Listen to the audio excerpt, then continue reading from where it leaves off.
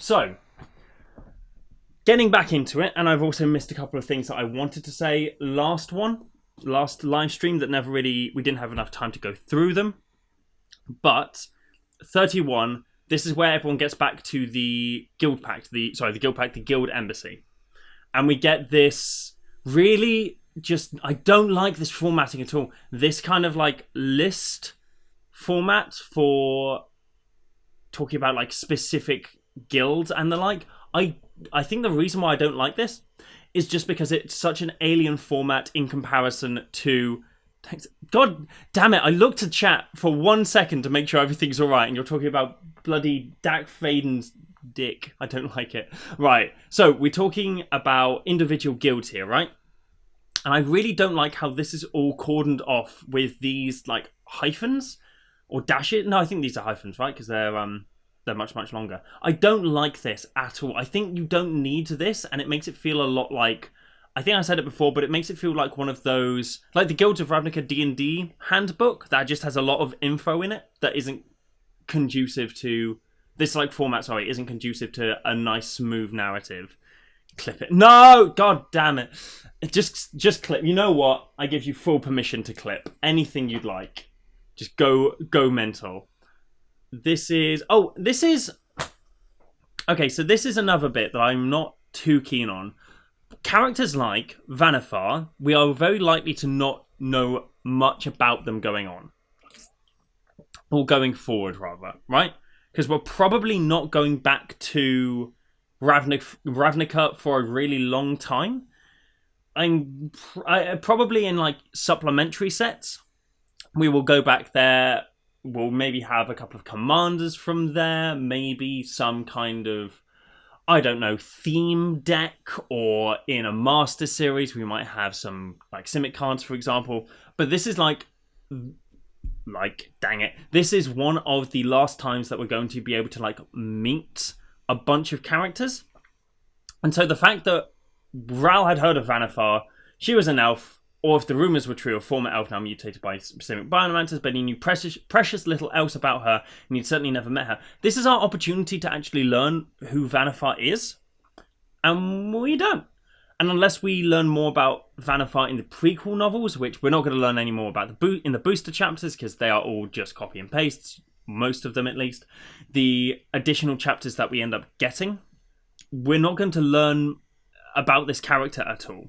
Prime Speaker Birthing Pod is my favourite. I think mechanically, absolutely, I agree. I just don't like how we don't know anything about her, or we probably ever will, within the remit of sort of Ravnica as we understand it, unless we go back in 6-7 years and, like, at that point learn about her, which I think is, I don't like that. This is all just recapping that we had in Chapter 7, I believe it was. And I think that's where we got to within the last live stream. Now we get to the point where... Oh, no, hang on. There is one thing that happened here. I'm pretty sure that... No, hang on. No, it's this chapter. This is the chapter with the stupid Obnixilus bit. Okay. So, here's my issue with... I want to just get to it. So, like, effectively, we're all hanging out in the Guild Pact. We're all having a good time. Guild Chamber. There's a really, really cute bit here where Gideon meets Jiang and Mu. Or Yanling, sorry. Yanling and Yangu. Yangu? Ravnica is too deep a setting for being the background. It needs to be the novel.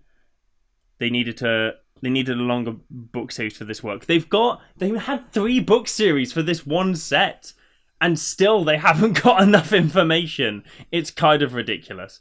Anyway, this is a really nice bit where we meet Mu Yangling and Jiang Yangu. God, I really hope I'm pronouncing those names correctly. I like the fact that their plane is the plane of mountains and seas. That's really cute. I don't know why. I just kind of like the fact that it doesn't have a proper, as in westernized name. I think that's really, really cute, and a nice little bit, sort of like nod to the fact that these characters were introduced in the... I can't remember what the series was called. Was it called the... I can't remember. It's the World Series something, right? I know it was something to do... It had something to do with China. Who decided to give them very similar names? I mean, they may be similar from like the fact that they both begin YAN, but that could well be from our perspective, because these characters came from Global Series. Thank you. These characters were first introduced for a set of cards that was supposed to be, I believe, only released in China. I might be completely wrong on that. But I imagine that Wizards of the Coast utilised a team over there. Oh, hello, I am highly 35. God, I've needed to not take painkillers before I streamed.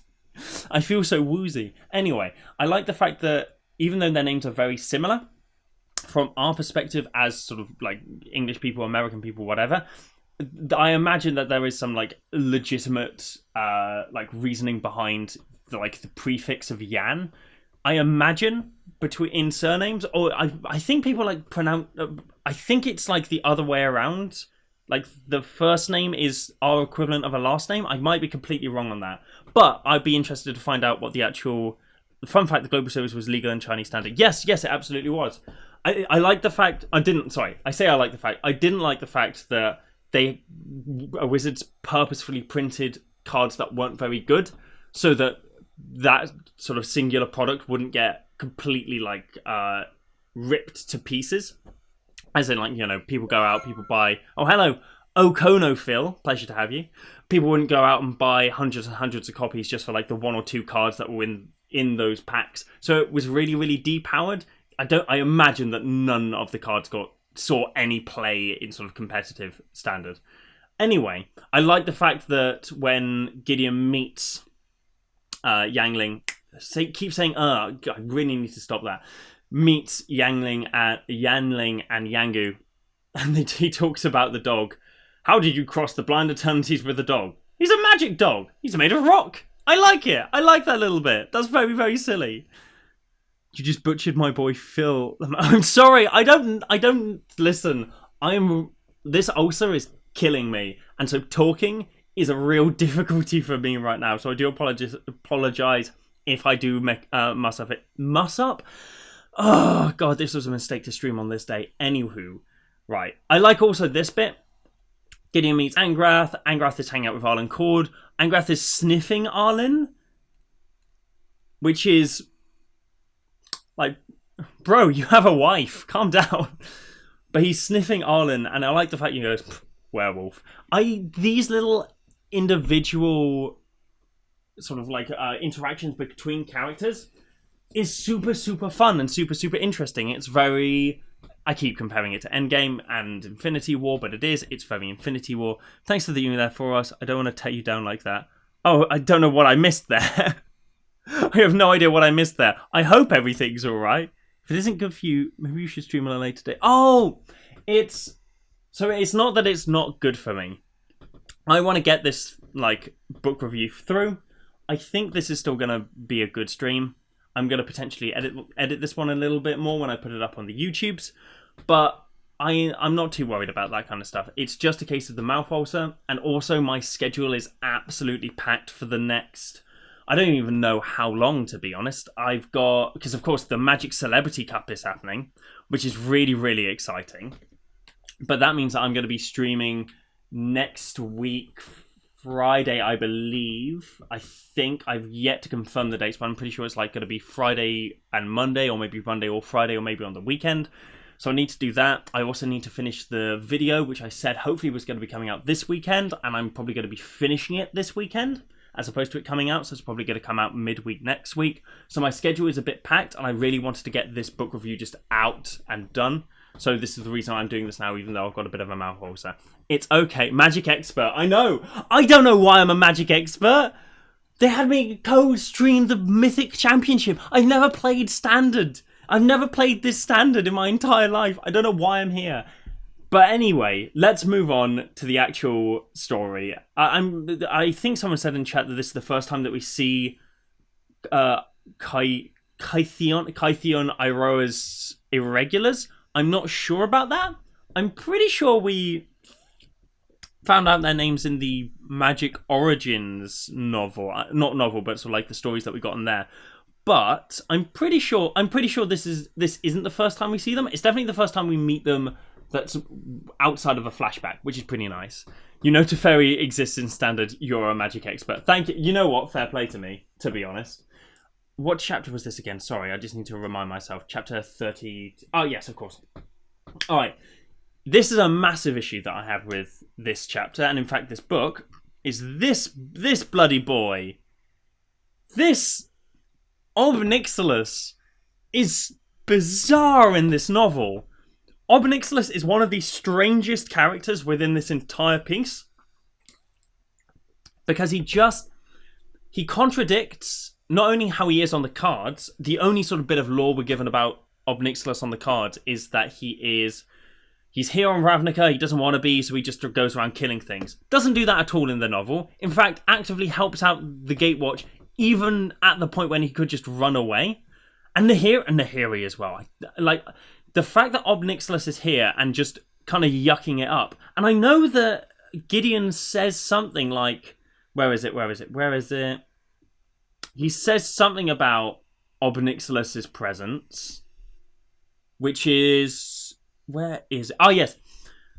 It wasn't that long ago that Obnixilis has sworn eternal vengeance against the Gatewatch. Apparently, eternal vengeance can wait as long as Bolus's Eternals are around. Why is Obnixilis helping these people? Why is he not just flying away? He can go hang out in Ravnica for a bit, wait until they sort it out, and then bugger off. He has no reason to be helping these people. It's really, really bizarre, his characterization here, especially considering how he acts on Amonkhet later. Little Obby is just chilling with the squad. Well, like...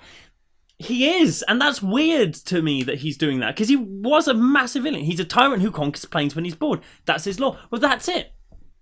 He's just like, I'm bored, I'm going to conquer this place. And now he's in a place that's being conquered, and he's like, well, better help the good guys. Better help the guys who I swore eternal vengeance on.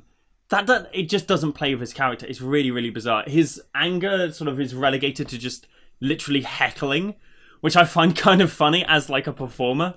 I find it funny that the most evil thing he can do is just heckle. And then we've got Gideon having a Bible bit, which is really bizarre, and I hate this trope. Where is it? I know it's here somewhere. Oh, Vivian's like butthurt about Bolus and then doesn't do anything about it. Where is it? Where's the bit where Bolus... Oh, yeah, so here it is. Didn't Obnix pretty much kill Gideon on Zendikar? Yeah, so Obnixus almost drowned Gideon to death, and it was actually a really interesting moment because it's the one time that Gideon has had his, or at least at that point, had his invulnerability challenged in a way that he hadn't expected. He'd been pushed into a puddle, and it was like, I think it was described as all the invulnerability couldn't save him from 3 inches of dirty water or something like that. And that's such a good moment. I talk about that in my latest video, which hopefully will be going out next week. But Gideon has this moment where, here we go. Ravnicans reach out their hands to touch Gideon, or farther back, to touch someone touching Gideon, as if to draw strength from the strength of his conviction. First off, draw strength from the strength of his conviction. Use a synonym for strength here. Just use a synonym, please. If you're going to repeat something, it needs to be either repeated for a very specific reason, like even as if to draw strength from his conviction. You just get rid of what's highlighted, right? Shortens it down, makes it more concise. Move my chair so it stops rubbing up against the desk. I don't like this trope as well of the Jesus thing where everyone's touching someone who's touching the other person. Zack Snyder did it in I think it was Man of Steel, or it could have been Dawn of Justice, and it's really overplayed. Maybe he's tired of being stuck on planes, so he's just fine helping out the Gatewatch because it's his best way out of Ravnica. Oh, hello, He Got No Pants. Love your content too. He could just be doing that, but he just heckles. He just heckles. I don't get, like, if he said, oh, I'm only here to get out of this mess, like, that, I mean, that would have been a bit on the nose. And the fact that he, said, oh, again, goddammit. The fact that he volunteers for the Amonkhet mission, right? It's implied that the reason he's doing that is because as soon as he's on Amonkhet, he can planeswalk away because the Immortal Sun's not there anymore. But when he gets to Amonkhet, and I'll talk about this in a bit, he gets to Amonkhet, right? And he helps. He keeps helping. And he doesn't stop helping until the entire battle on Amonkhet is done. And then he goes, right, I'm out of here. Like, if he'd have, like, jumped through the portal and then immediately peaced out, I would buy the fact that he's helping the Gatewatch just to get to that point when he can leave, but the fact that he continues helping them for a really long time afterwards is really strange. Anyway, I don't like this Jesus thing. I think it's an overplayed image. There are better ways to show that someone's venerated by a big group of people.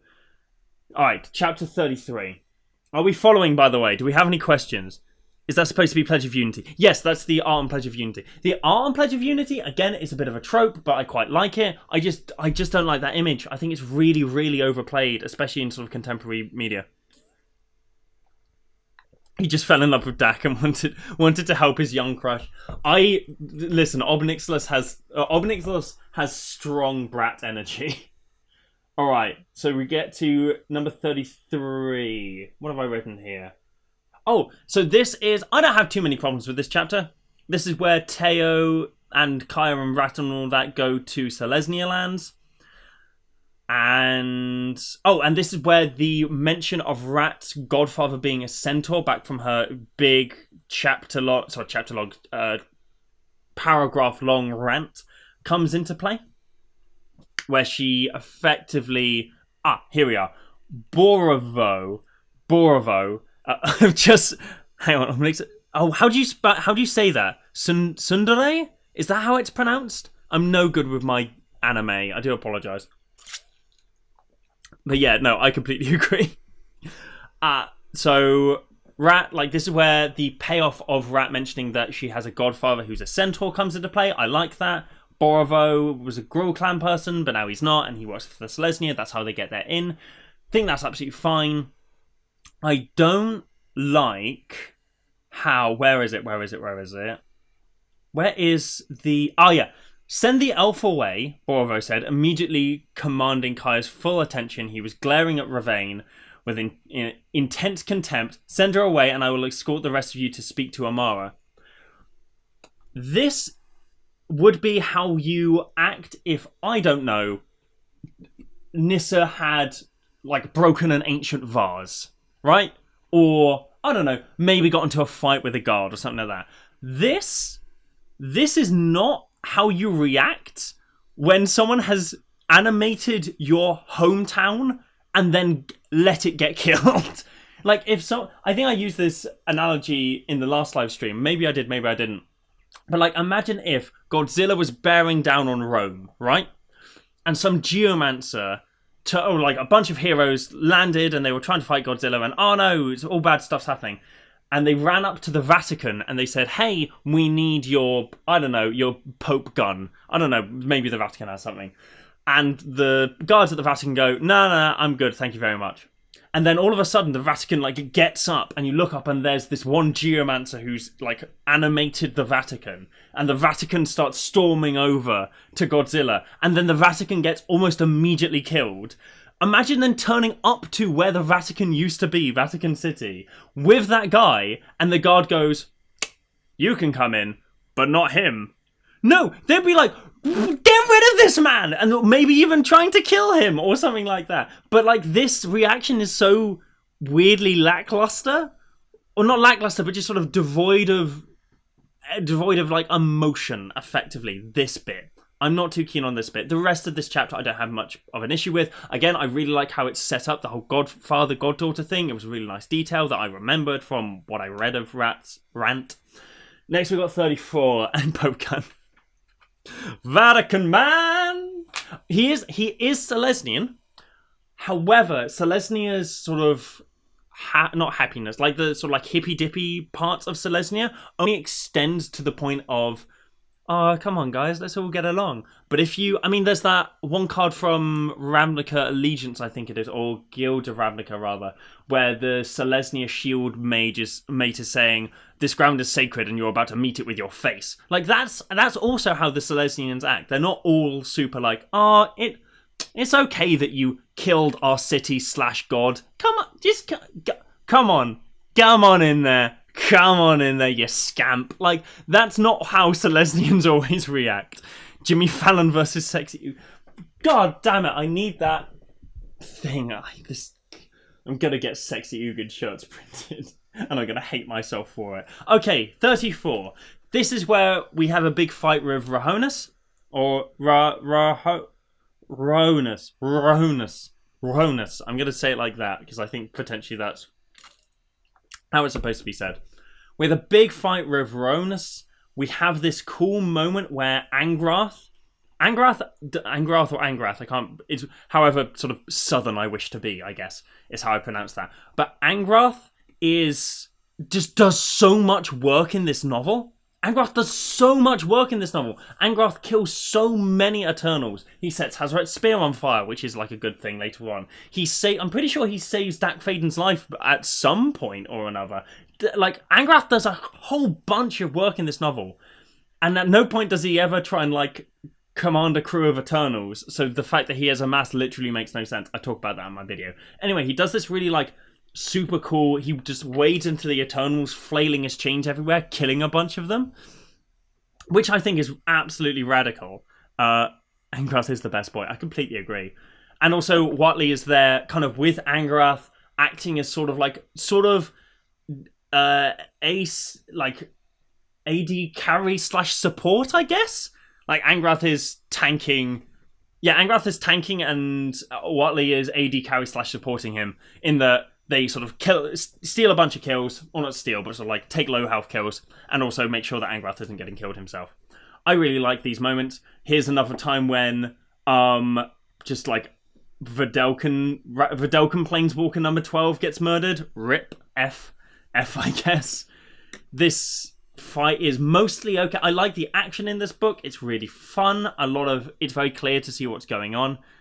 It makes zero sense. One makes zero sense. Why does Angrath have a mass instead of Liliana? So I understand why Liliana like has her own zombie making ability. I think Liliana should have maybe had a mass. I agree on that front. The way that they tried to spin it, and I would say it's Mark Rosewater, and I can't find the link now. I think the link's dead. But I'm pretty sure there'll be a picture of it somewhere, or like a screen grab at least. But Mark Rosewater said the entire point of Angrath having a mass was because he could wrangle Eternals into sort of his own bidding, and this is sort of showcased on his flaming captain or fiery chain. What the Angrath card that came out before this on Rivals of Ixalan, because he had a threaten effect there. So that's kind of how they spun it, but that's not how it is in the book at all. So it's not quite accurate. I don't know why he has a mass, really. He takes control of things. Yeah, a flame chain, thank you. He does take control of things in... I actually can't remember if he does it in Ixalan at all. It's said that he takes control of things, but he never does it in the novel at all. And I think that I feel like you don't have to show everything. You don't have to go... Like, Teferi doesn't have to use time magic in a story that he's in. Khan doesn't have to turn something into a construct. Angrath doesn't have to take control of things. But if they're one of their two mechanics on the card is they are doing this thing, you have to assume that that's quite central to their character in the novel, or at least in the story. And if they're not doing that, it's very perplexing. Like, if Angrath if his -2 had been literally like destroy target creature, that would have made a lot more sense, and also wouldn't be completely out of the remit of what Angrath's all about. I'm here fashionably late. No, welcome, Sharp. All right, so more Videlkins get murdered. More parentheses. God damn it. Rahonis gets stabbed. Where does Rahonis get stabbed? Oh yeah, Rahonis gets stabbed around about here-ish. Yes. So Rahonis just like gets stabbed in the face with Blackblade, and just soul gets sucked up. Very, very simple death there. And then Liliana finds out about it. Rahonis, F for Rahonis. He killed one Videlkin and one human with metal casting powers. Destroy target zombie army creature token. That would have been busted, dingus. Like in a limited format? Imagine how busted that would have been. Actually, no, it wouldn't have been busted at all. It would have been less busted to have that, because then you couldn't target like normal creatures, so you'd have to only be able to target zombie army. So actually no, it wouldn't have been busted. What am I talking about? It would have been absolutely fine. There you go. I've just had a whole character arc in front of you. So Liliana, I like loading ready ones, takes on Angrath. He planeswalks with a cake and a birthday hat midsummer. He just wants to see his ghost. He just got lost. He went on holiday. He decided, I'll take a break from the girls for a bit. And he got lost and landed up on Ravnica with the immortal sun. I'm pretty sure he even, says that. I'm not sure he said it in this chapter, but I know he says it at some point where he's like, I thought I'd just take one day a break from the girls. And then I ended up here with this immortal sun again. Okay, so now we move on to Liliana. So an issue I have with a lot of... First off, this is a very short chapter. A lot of these chapters have... A lot of the chapters that have, Liliana in them, or Dark Fane, are very much just sort of chapters to remind you that these characters are in the narrative, and they don't really add that much, apart from the fact that we now know that Liliana knows that Rohonis is dead. And that's about it. She contemplates what happens if one side wins. No matter who wins, I lose, that kind of stuff. We've seen this contemplation before. The whole of Liliana's characterization in this is very wishy-washy in that all of her chapters are just her going, I hope the Gatewatch wins. But if the Gatewatch wins, then I'll die. But if the Gatewatch doesn't win, then Nicol Bolas is going to get me. But if Nicol Bolas doesn't get me, then that means the Gatewatch win, and then Liliana no more exist. And it's just backwards and forwards consistently, and it kind of gets a little bit drab after a while. 36. All right, Teo, what's this one? The way he shuts it down is very stupid. What? That's not right. Oh, so this is, I think, the fourth use of italics? Something about... this is the fourth use of attack. So all of this is just them having a conversation with Amara. It's absolutely fine. I like how Teo's getting introduced to green stuff. Hang on. Have his wife and daughters as legendary creatures. But Angrath, that would be cute. I want to see it. I want to see a story with Angrath in it more. I want to see Angrath's home plane. I want to see him fiercely protecting his daughters. I want to see... Angrath is, for me, Angrath and Vraska are the two most high tier anti-heroes in the whole of Magic the Gathering for me, because Angrath is doing stuff just because he wants to protect him and his own, and he'll do anything for that, which makes him a big anti-hero because he does do a lot of untoward stuff. I'd like to see a chill Angrath too, just hanging out. That'd be nice. Angrath's holiday, make it a winter set. It'll be lovely. And then of course you got Vraska, who I'll get to Vraska's character in a bit, just because it's I won't say butchered. Butchered is a kind of a aggressive term, but it's not great either. So we've got Teo. Teo's wow, all of this greenery is pretty cool. The main issue I have with this chapter, again, it's one of them there bloody formatting bloody things. We've got our fourth use of italics now, in the Tristani speaks in italics, which is just use italics for a few things, because now we have internal monologue, we've got emphasized speech, we've got telepathy, we've got bolus sometimes, and now, so this is the fifth use actually, and now we've got Tristani, how Tristani speaks. So this is our fifth use of italics. It's really, really overused in this novel by quite a bit. Theros doesn't have dragons or werewolves. So here's the thing.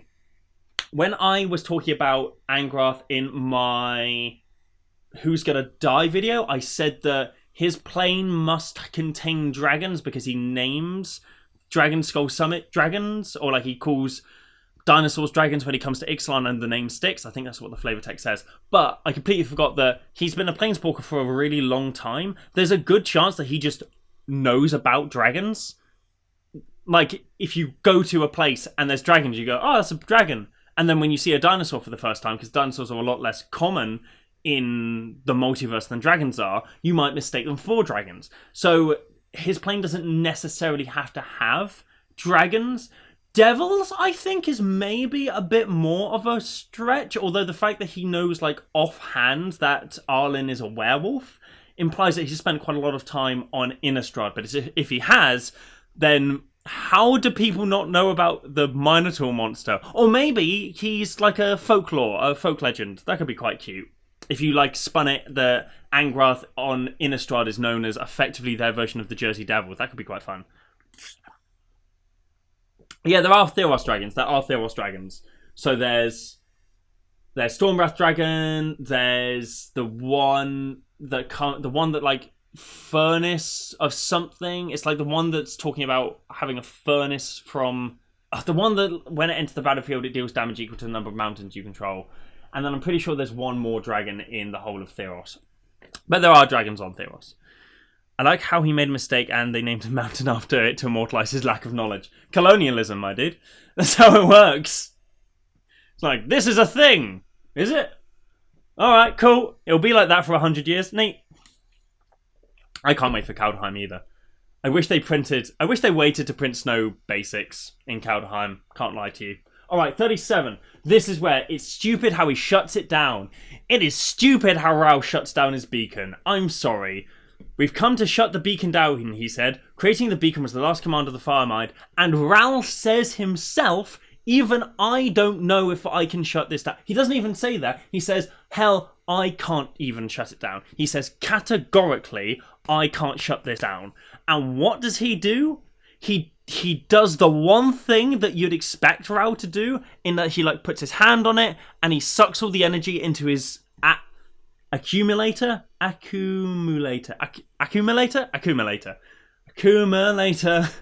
What a weird backpack. So he sucks all of the energy into the accumulator. And that's like Ral's thing. That's what he does. He collects storms, he puts them in the accumulator, he shoots them out later. So the fact that that's the one thing he tries, is the first thing he tries, and that's how he shuts the beacon down, is really, really cheap.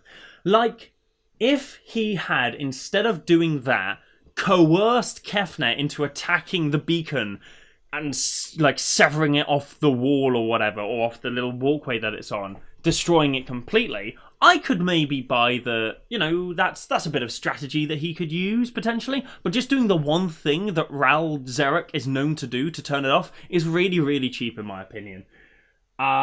Shears off versus Destruction. Oh, and also, like, now this is getting a bit pedantic about sort of real-world physics within a fantasy setting, but I found the fact that when he shoots... Yeah, here it is. Ral unleashed a massive lightning bolt that sheared off Kefnet's right arm. Sheared off seems like a peculiar description. If it had blown it off, I could kind of get that, but sheared seems like a really weird word. Like, lightning isn't sharp. It doesn't cut through anything. But that's super, super pedantic, and I'm okay with that kind of stuff. According to the flavor text, Emrakul was par for the course. Hang on, what's par for the course? I might be just like completely missing stuff. Hello, Sharp. I'm Connor. Right. So, next one. Beacon. Oh yeah. Okay. So we now get to Teo, and something's changed. That's the beacon being shut down. They can no longer feel the pull, which is fair enough. Yeah, it's nice to have, we can have this time jump or whatever. But the fact that it goes... Hang on, where is it? This could take some time. The next chapter, it's done. I don't like that kind of stuff. I don't know why. I feel like there should have been an additional chapter between then and there, just to actually put across that not time difference, but put across that additional leap of time. It felt really bizarre to jump straight from, this could take all night. Oh, it's done, And then Ral, turns up in this book. I'm pretty sure he turns up in this chapter. Oh, no, he doesn't. He comes around later.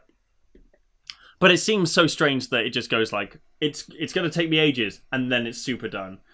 What is the next bit I put? Oh, yeah. So this is where we meet Borborygmus in sort of his fight club underground.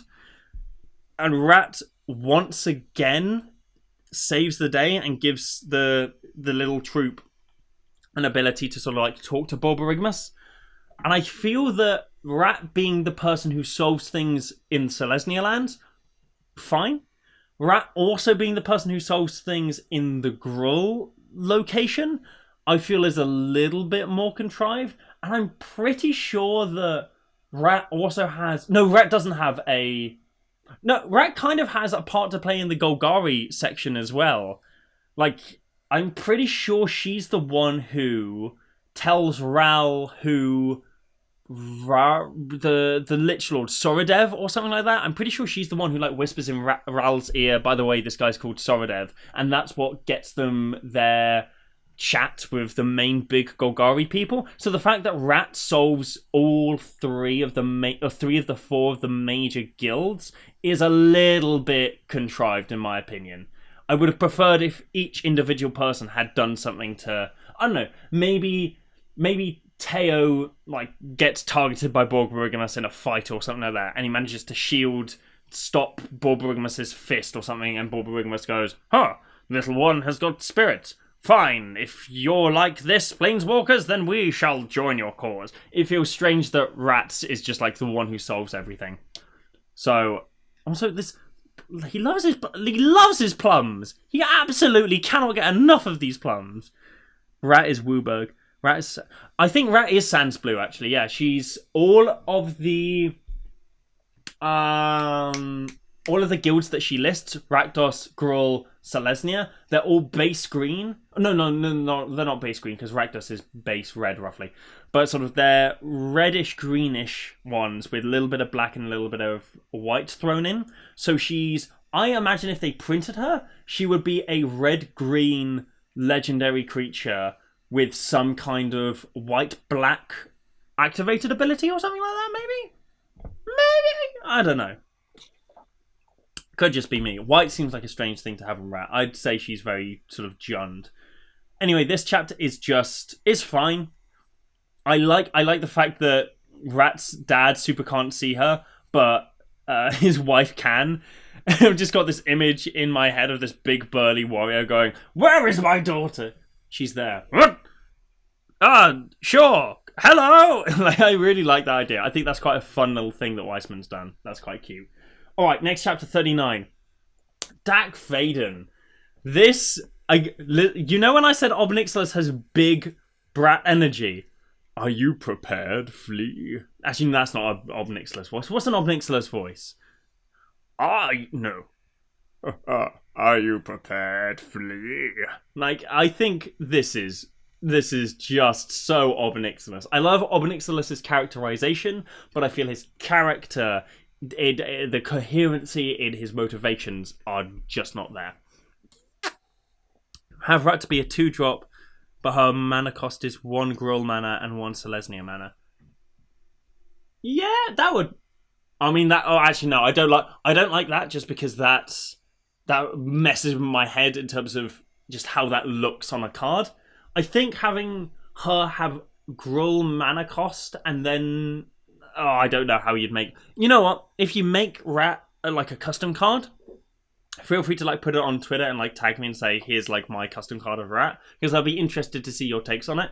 But I don't know how I'd make Rat a character. I like the fact that she's not a card because it kind of evokes the fact that no one can really see her. I like that, actually. I really do like that. So now we got Khan, Obnixilis, Dak Faden, and Samut. They're all about to go to Amonkhet through the planar portal. I love Obnixilis being just an absolute dick to Dak, rather. That's super fun. He has such a fun character in this.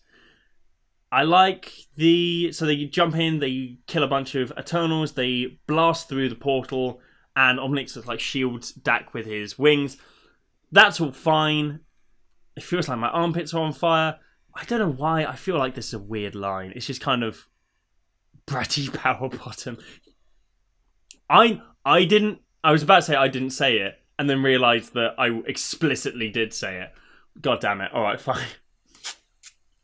Anything to get away from stupid sexy Ugin. Okay, so that chapter is pretty okay. I like the fact that we do get Dak doing some stuff here that's actually super helpful. He touches an Eternal Mind. He does some like Eternal Messery powers, which is quite fun. God, I wish Dak got a card and or wasn't killed off. Alright, now we get back to Ral Zarek. Alright, hang on. Okay. So this is where they go to the Golgari lands, right? And yes, I thought it was.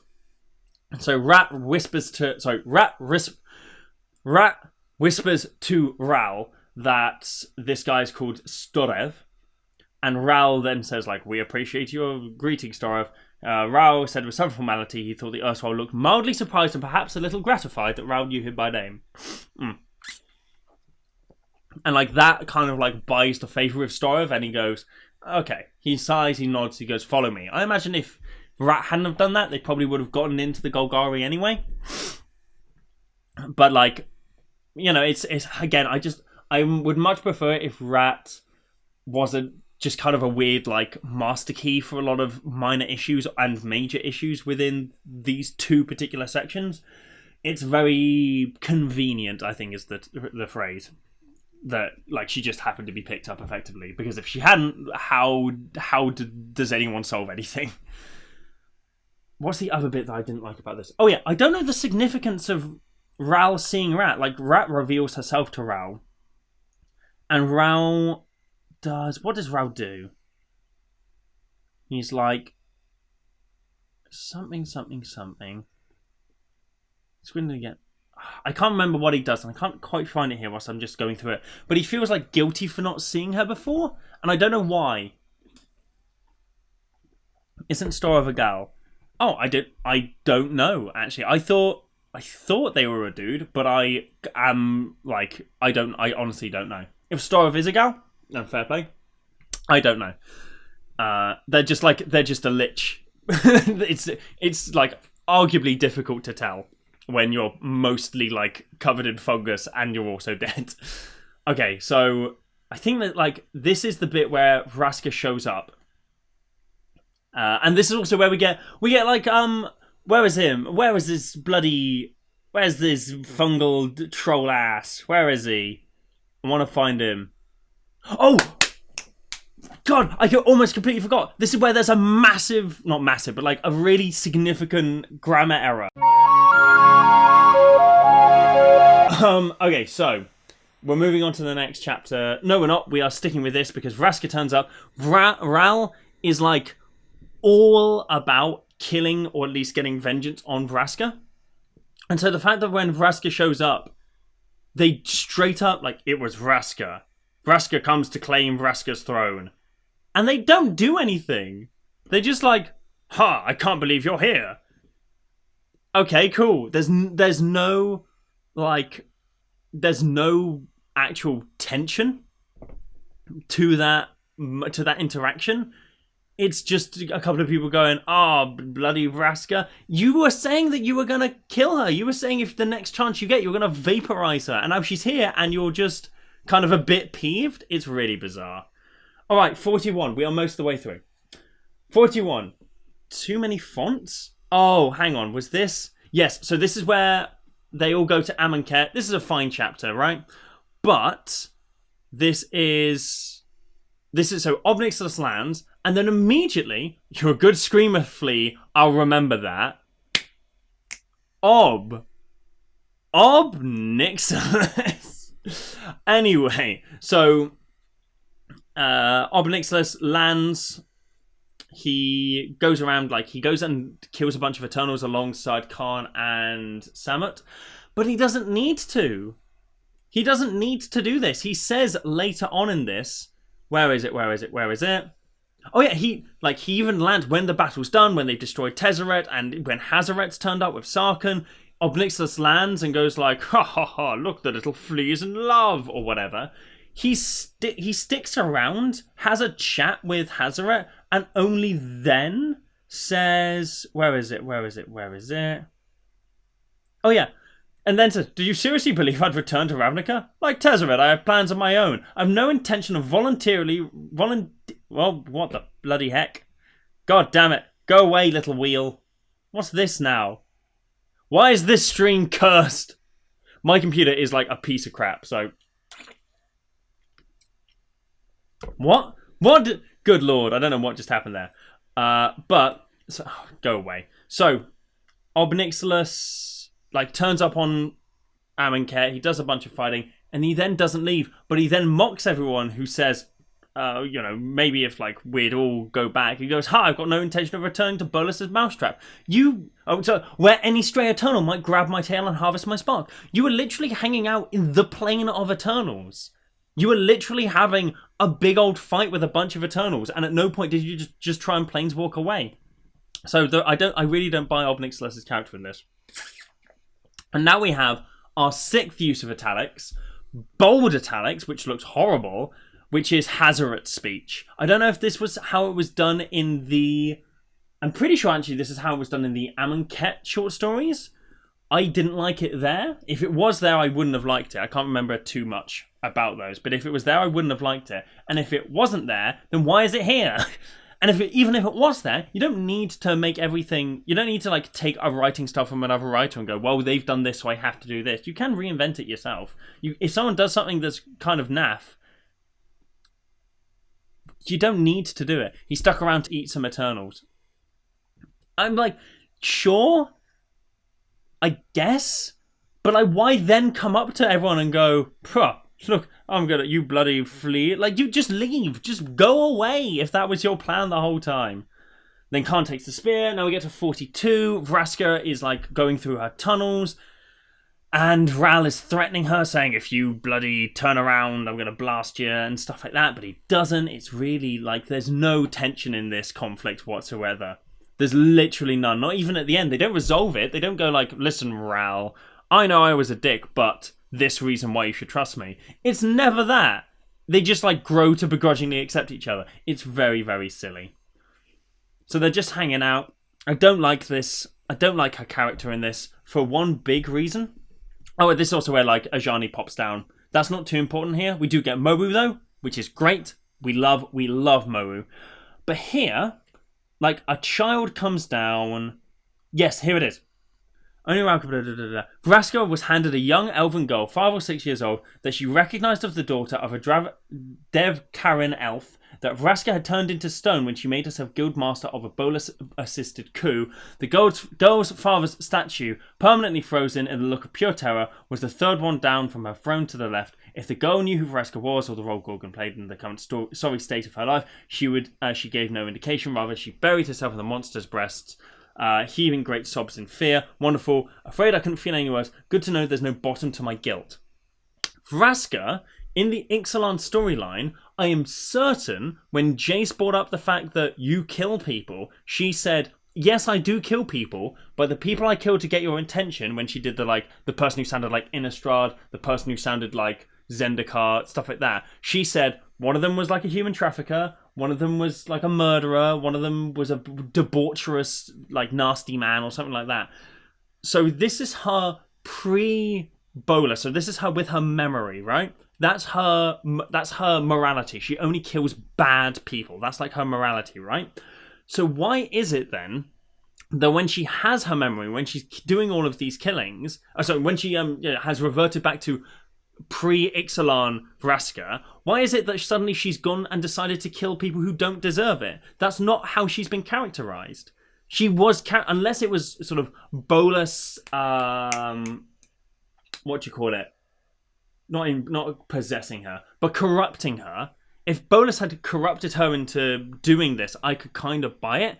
But the fact that when she had her memory unwiped, rather, she continued being this character, this murderous character and killing Isperia, I don't buy the fact that she would have turned into like effectively just a murder monster. So it doesn't make any sense that she's decided like one of the elves she kills is just like a dude who didn't do nothing. It's really bizarre. I don't like her characterization in this. Monster's breasts. Yeah, that's a really weird characterization. I don't like this line at all. That's strange. I'm not keen. That's the main problem I have with this this chapter. That was chapter 42, wasn't it? Chapter 43, big fight scene. Also, hope you like... Hang on quickly. That's the fight scene between Soren and Nahiri. It is never mentioned again. So it's ridiculous. It's so ridiculous that that's like the only thing people get. Or the only thing we get, rather. I hate that. I hate that. Like, the fact that it's ended with Gideon felt like flying over to those two idiots and demanding to know what the hell they were doing, but he couldn't afford the time. That speaks volumes to how this fight was handled by the writer, in that he just couldn't afford the time to delve into it in any meaningful capacity. Yeah, that's it. That's that whole fight. That's everything. That's Soren's thirst, which isn't actually Soren's thirst isn't even proper because the scene that is on that card, the scene that card depicts couldn't have possibly happened because not only are Soren and Nahiri fighting on Bolus's statue, and they start their fight after Bolus's statue gets taken down, they're fighting on Bolus's statue whilst there are sparks flying in the air, and the sparks only fly after Bolus's statue falls down. So this is... the flavor text on the card is longer than that. You know what? It could be. It legitimately could be. Hadn't somebody told him that Markov was stuck in a wall? Like, this is like... Compare this line within the context of this is their fight to the line on Soren's thirst and see how much better Soren's thirst handles that joke than this joke. This feels very lazy, this joke. Anyway, everyone's fighting. We meet the Wanderer properly. And she has, like, Black Panther powers. Because she goes, like, oh, I'm losing power. Hit me, Gideon. He clocks her. She, like, her head snaps back a bit. And then her sword just lights up and she goes back to killing people. So she has effectively like, kinetic energy powers. Which is pretty dope. Davril Kane gets a mention. A lot of minor planeswalkers get their little bits here. But there are many people who just don't get anything. Davril Kane has a moment where we, like... Do correct me if I'm wrong. Oh, if we get a petition 100 signatures, will you cosplay as Sexy Ugin in the next GP? Get me to 1,000 signatures and I'll do it. Balls to it. Why not? The Wanderer is 100% Emrakul. I saw theories going around about that. I don't buy into that. I hope that's not how it is. I preferred her being a player character, and I kind of didn't like the fact she got a character in this story. Because I liked the April Fool's thing that Mark Rosewater tweeted out about how she was like a surrogate for the player. I love that. But, so Davril Kane jumps out of like a shadow and he sucks the Elder Spell into him before Nissa can get killed, so he saves Nissa's life. Do correct me if I'm wrong, chat, but is that like a power that Davril Kane has? Or is that just kind of pulled out of the air? Because unless he has specifically absorption powers, for whatever reason, I find it very difficult to believe that he redirected the Elder Spell into himself and he didn't die as a result. Like, that seems very... He does have absorption powers. Is that correct? Kink powers. God damn it, no! If he has absorption powers, then fair play, and I need to go back and edit a bit of my video, but... If he does have... He can read other minds and steal spells. He can steal powers. Okay, I need to go and edit that video then, because I was not entirely sure. Okay, in that case, I buy that. That's fine. If it's been previously established that that's like his absorption power, that's cool. Alright. So we have more fighting. I think that's literally it of this book. By the gods, has Obnixilis proven useful for a good cause? I don't like the fact that Obnixilis isn't an anti-hero. Obnixilis is a super villain. He is a super villain. He fought alongside Kozilek in the battle for Zendikar. How are people just chill with him hanging out? He caused the deaths of thousands of people. And then swore vengeance. Why are we like, oh, he finally did something good? It's like, no, he kills me. He's a monster. Good lord. All right, 44. This is the Dolphin barn fight.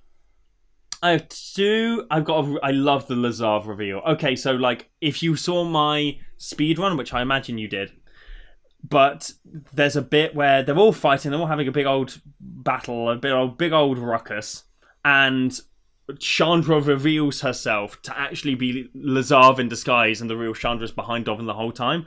And Lazav has... he has a flamethrower? So it's just like, he's just holding a flamethrower. And that's how he's been doing all of the Chandra powers. That's amazing. That's such a fun bit of storytelling. And such a fun utilization of that character. It's so lovely. I love that. It's easily my favourite bit of the book. And Dolphin gets hit in the eye with like a throwing star. So Dolphin is blind now, apparently. Although I don't like... Okay, so here's the thing. Let's say you're going to injure a character, right? And you know that another writer is going to take on that story after you. Don't say how the injury has affected them in a sort of abstract sense. So, for example, if a character's been like stabbed in the eye with a throwing star, as this example, you don't need to say throwing a serious crimp in his ability to detect weaknesses in others. That you leave up to the next writer. That you leave up to interpretation. People can then go back and look at, because like, if this is being told it's told kind of from Chandra's perspective, right? It's an omniscient narrator, so it's not in anyone's head from anyone's specific perspective. It's like a close, omniscient narrator. We don't need to know exactly how this injury has now affected Dolphin in a sort of wide, broad power sense. We just need to know that he's now got like throwing stars in his eyes and he's now blinded. We just need to know that. We literally don't need to know anything else. I found this was really unnecessary, this particular line. It felt really laden on, like, and by the way, future writer, if you're going to write a Dolphin story, this is how you write the Dolphin story. He can't detect people as well. I don't like that too much. Mark Rosewater is the true god of the multiverse. He is. He absolutely... No, Mark Rosewater is the new god raging against his existence, and Richard Garfield is the old god silently going about his business. The main thing I don't like about this fight, I think it's a fine fight, but Dolphin it never feels like Dolphin. Dolphin I feel should have turned up in the book earlier as like a legitimate threat, because his spy thopters are supposed to be everywhere in the story, but they're really not. They're only surrounding New Prav, and he doesn't use his spy thopters for hurting. Not hurting. He doesn't use his spy thopters specifically against the powers of the people that he's fighting, which I thought was the whole thing they were going to go with. He just sends a bunch of thopters at Chandra and Lavinia and Saheeli, and eventually they get overwhelmed. Whereas I thought what it would be if Saheeli, when she tries to take control of the thopters, Dolphin's thought ahead for that, and the thopter takes control of Saheeli's machine. If loads of thopters start shooting at Lavinia because she's only got a sword and she can't actually defend herself against that. If there are thopters that eject some kind of like ice onto Chandra or water or whatever that affects her ability to cast pyromancies. I thought that's what was going to happen with Dolphin knowing that he's going to be fighting against these people, detecting their weaknesses and planning ahead, but he doesn't. He just overwhelms them with a bunch of thopters. Dolphin is the best boy. I'm genuinely offended he doesn't. I'm going to wait until see what you said about that. But yeah, I don't like the fact that Dolphin has been super nerfed now. And then he flies away. They turn off the immortal sun, and as they do that, Dolphin Barn just like pieces out, which is fine.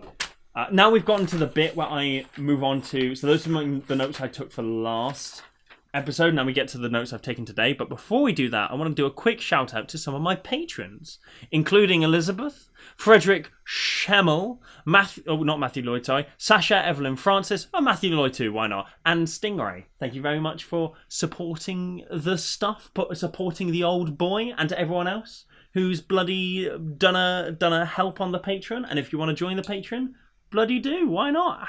We'll have a bloody good time. I've got to stop saying the word bloody. I do apologise about that.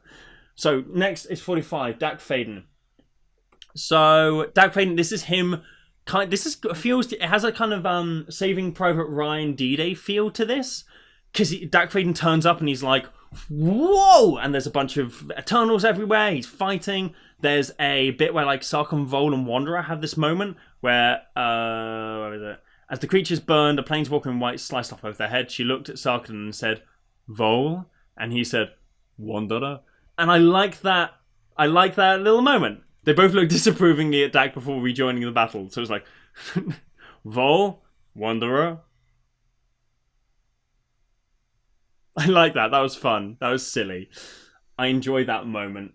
But Dak doesn't have a good reason to come back. And I think this is the reason why I'm unhappy he died as he did. Because not that he didn't have a good reason. He did have a good reason. He didn't want to be the thief that like ran away from things. But I feel like he should have had something that meant that if he hadn't have come back, things would have gone differently. Because it feels to me that his death was completely out of nowhere, because of course we knew it was happening.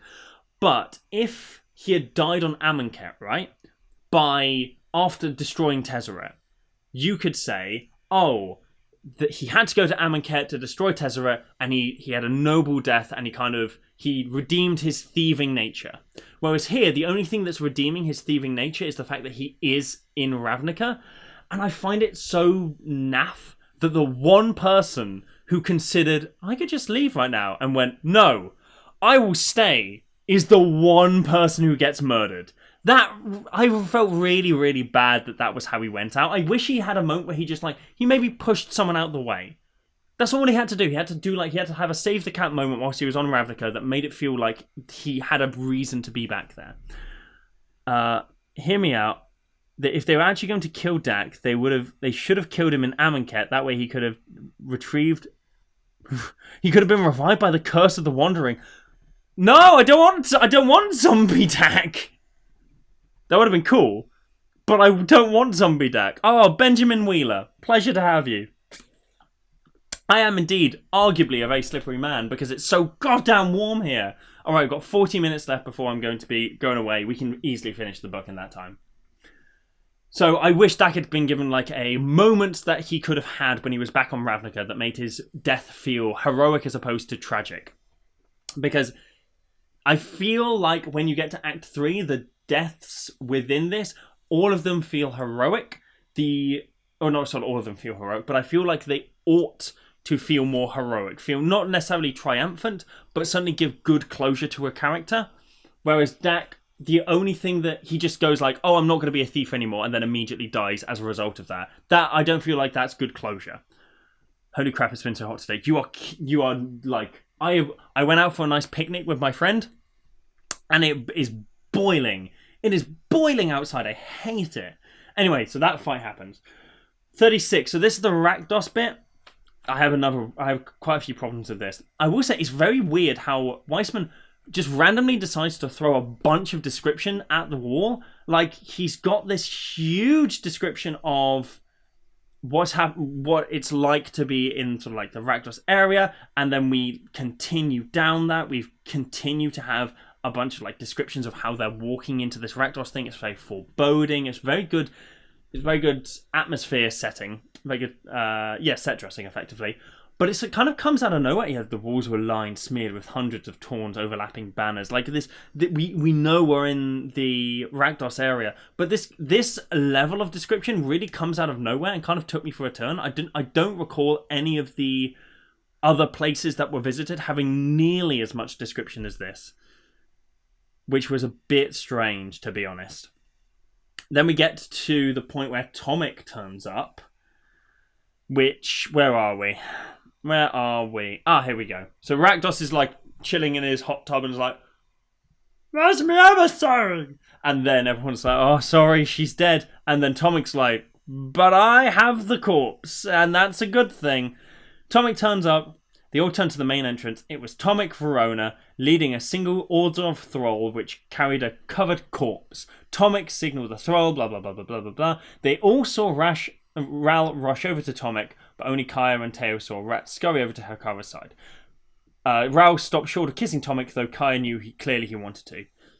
That's fine, but this is something that a commentator brought up, or commenter rather, is that the reason why they felt like Ral looking for his boyfriend didn't really amount to much is that it didn't change his character, and I completely agree with that. In that, I feel that Ral's character should have changed when he came back from not finding his boyfriend to being erratic, violent, angry, something like that. And then when he finds Tomek, it's I'm okay now. I found you. We're safe. We're okay. And then his character goes back to normal or whatever. But because he has no character change, him meeting Tomek doesn't feel that spectacular. It just kind of feels like he's, Tomek's here again. Mwah. Woo. That's it. So I feel like Tomek's arrival should have been much more dramatic. And as an additional point, why on earth is this chapter told from Kaya's perspective? This is the chapter where Ralph meets Tomek. This is the culmination of not his arc, but his quest in this story, his subplot. Where is Tomek? Why is the chapter where that's resolved, Kaya is the narrator? I don't know why that is. It seems really bizarre. And then, of course, you've got a very passive description of Ral. They all saw Ral running over to Tomek. What was it? They all saw Ral rush over to Tomek. Like, it's very distant. There's no connection there. It's not Ral threw his arms open and rushed towards Tomek. It's they all saw Ral rush towards Tomek. The subject of that sentence is the they, not the Ral and the Tomek. We're focusing on the people looking at Ral and Tomek. I'm pretty sure that's passive voice. So when it comes to like trying to showcase a cool moment, don't focus on the people watching the moment unless there's something very legitimate or needful about why you're focusing on those people. So for example, if there's an explosion and you want, like, I don't know, focusing on the explosion of Chernobyl and you don't want to focus on the explosion, you focus on the characters and you're writing about it in prose. Maybe you're writing, they watched as Chernobyl exploded, and then you talk about like how they are. But if you want to talk about the explosion, or you want to talk about the moment where Ral is rushing over to Tomek, focus on that as opposed to the other people. The writing is really subtle, and the normal viewers wouldn't notice its genius. The War of the Spark novel can only be read by 1,000 IQs and above. Right, so now we've got Tomek. We got another bit with Tomek that I'm really... Oh yeah, Ral then grabbed Tomek by the shoulders, grabbed. I've been looking all over for you. Tomek smiled at his partner and gently leaned his forehead against Ral. It feels weird that comes a lot after this. I feel like that should have come up sooner than like running over, talking. I've been looking all over for you. Maybe just some reordering of something like that would have been necessary. There is another bit in this which I really don't like. Oh, Hakara comes back and we finally meet her after she's been dead for 40 chapters. So she's a blood witch now. She fights Ixava. She not kills Ixava, but she hurts Ixava quite a bit. Where is the bit where Tomek's thrall boy gets murdered? Where is it? Because that's kind of a good example of... Oh, that's the first juggler. Where is it? I know it's somewhere down near the bottom of a page. Is it this one? Oh yeah. Rat said, I hope Mr. Verona didn't like that thrall. He won't be seeing him again. And again, on cue, they all froze at the sound of the thrall's blood-curdling death scream. Tomek looked horrified. Rat shrugged. And then two paragraphs later, we got Ral going like, I've been looking everywhere for you. And Tomek immediately is smiling at his partner, leaning gently towards his forehead and going, it's okay, Ral, I'm here now. It's all good. That's such a quick shift. If someone looks horrified, you don't then, the next characterization you get of them can't just be, oh, it's all right. You've got to carry that through a little bit. And that's why I think that this section should have come earlier, so that we could have, that nice happy moment, and then Tomek be, oh, my pet is dead. That sucks. So like that's a really, really bizarre, like absolutely horrified. You have my duties, I have my own. That's a really quick turnaround. Like, I've got emotional whiplash from that area. And then we've got the worst final line in the whole of this bloody book. Whatever process had brought Hakara back to life had changed her enough that she could no longer see Rat. That's fine. That's, like, description, super chill, bit abstract, whatever. And that broke the young girl's heart. Is she crying? Is she looking at the floor? Is she raging against Takara? Is she screaming at Rakdos? Is she begging Ixava to... No, she's just got a broken heart. It's so clinical and dry, and it lacks depth of description. I really, really don't like this final line. This was all quite fine. Like, this is a genuinely sad moment.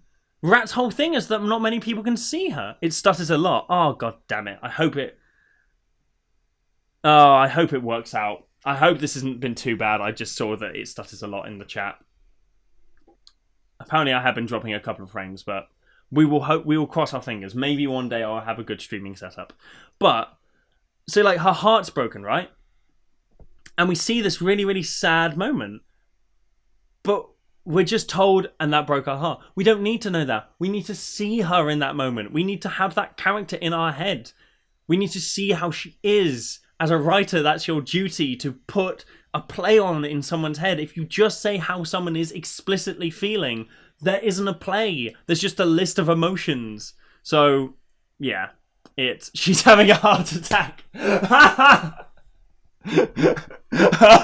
She could no longer see Rat and suddenly had a massive aneurysm. That would have been that would have been a surprise death. I will give them that. All right, 47. We're getting there. I don't have too much of an issue with this chapter per se. This is the chapter where they try and assassinate. They try and assassinate Liliana. I find this is maybe just me. This is maybe me being a bit like pearl clutchy. I'm fine with characters in Magic the Gathering like talking about, romance, love, relationships, flirting, even to a degree like, I don't know, like the shot we got in Jace's mind where him and Liliana are kind of like hanging out on a sofa playing chess, and Liliana sort of goes over to him, and it's implied like that they're going to be doing effectively a sex.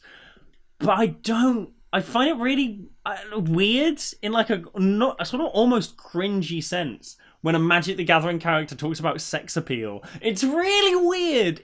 That's literally just me.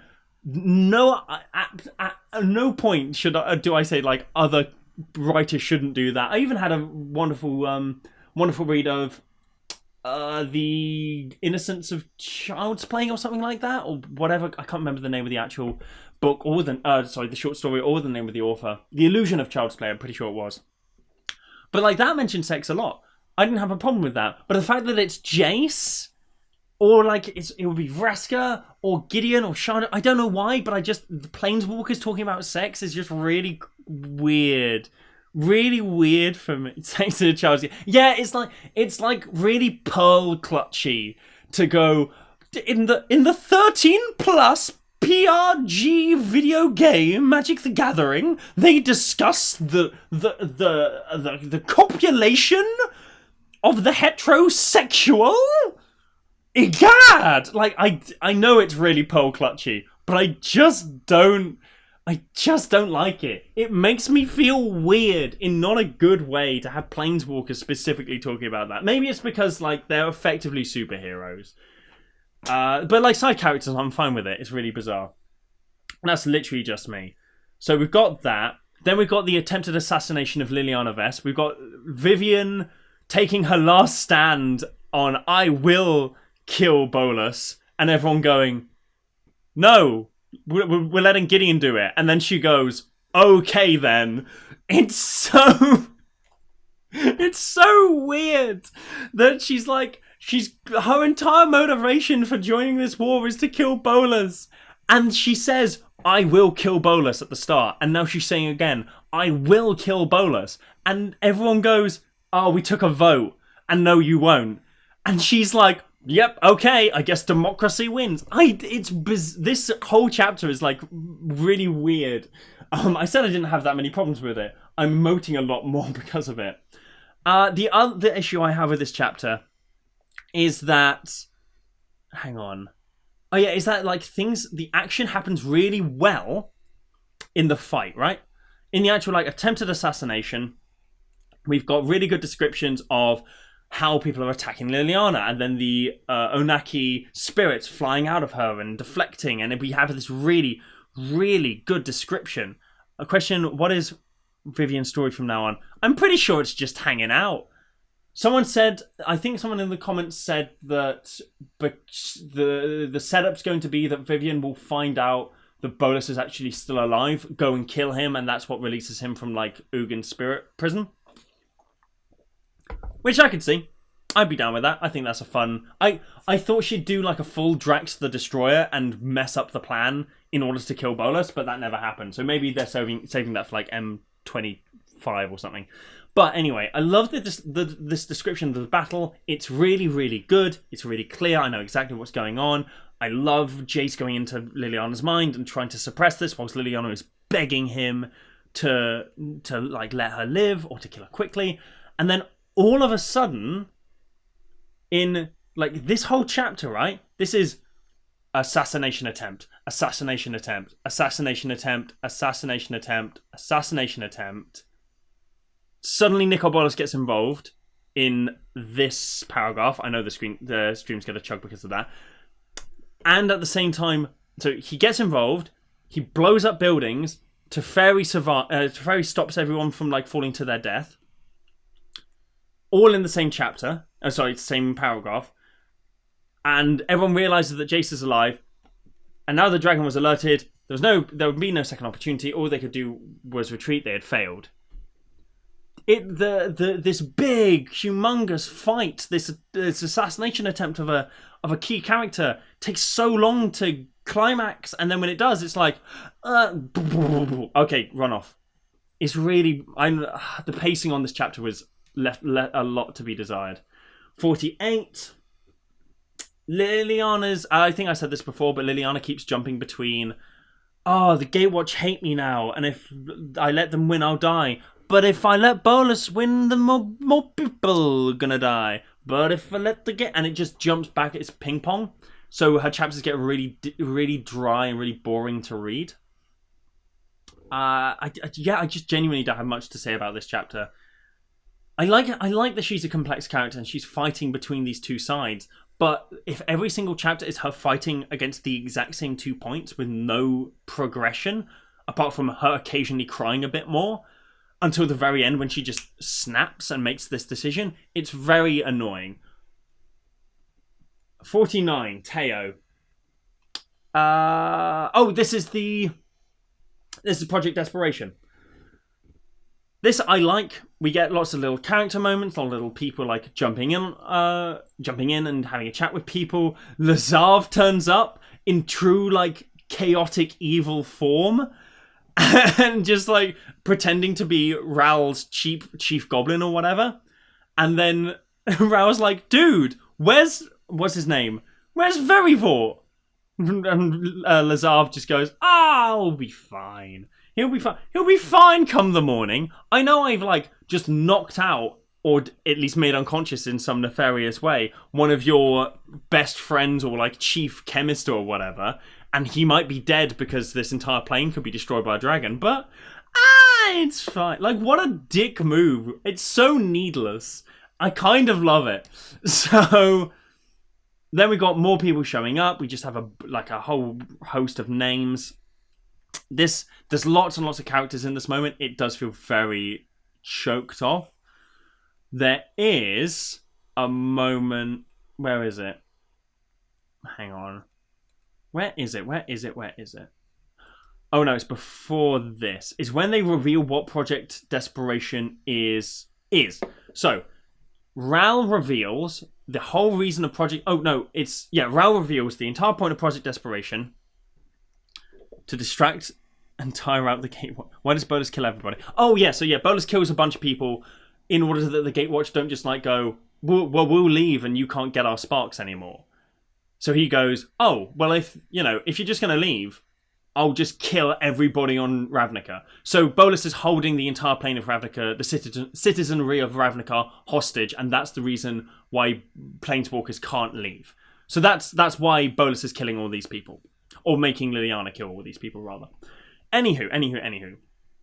So Raoul says the entire reason that we're doing this is to resurrect the Firemind as the Living Guild Pact, Niv Mizzet as the Living Guild Pact, and naturally, Varel shouts, what? Aurelia? What is this? Borborygmus roars, and then Lavinia says, we tried this already, and then Raoul says, we did try, but we failed, but the same terms apply, Jace, blah, blah, blah. He gives an impassioned speech. The Firemind will step down as Guildmaster from the Izzet, sure, as one of Ravnica's most ancient, wise, and venerable patrons, take up the role as the new impartial arbiter of all 10 guilds and gateless alike. The gods know he can hardly do a worse job than Beleren. Lavinia, Vraska, and Amara frowned at the last comment, but the rest seemed to begrudgingly acknowledge the truth and settle down. This is a really insignificant line, and it's they're fine. This is the culmination of all of Ravnica's storylines. This is the moment when all the guilds work together, and this is how it's put across in the book. The rest seemed to begrudgingly acknowledge the truth and settled down. The Guild Pact, the dissolvement of the Guild Pact, the civil war that occurred, almost. I'm pretty sure it almost... No, it did occur. I'm pretty sure it did occur. And then got re-Guild Pacted. You had the whole Dragon's Maze thing. You had tensions rising with the guilds, murders, deaths, everything. All of that culminates in this one moment when all the guilds have decided to elect a new Guild Pact. And they do it by just kind of going... Fine.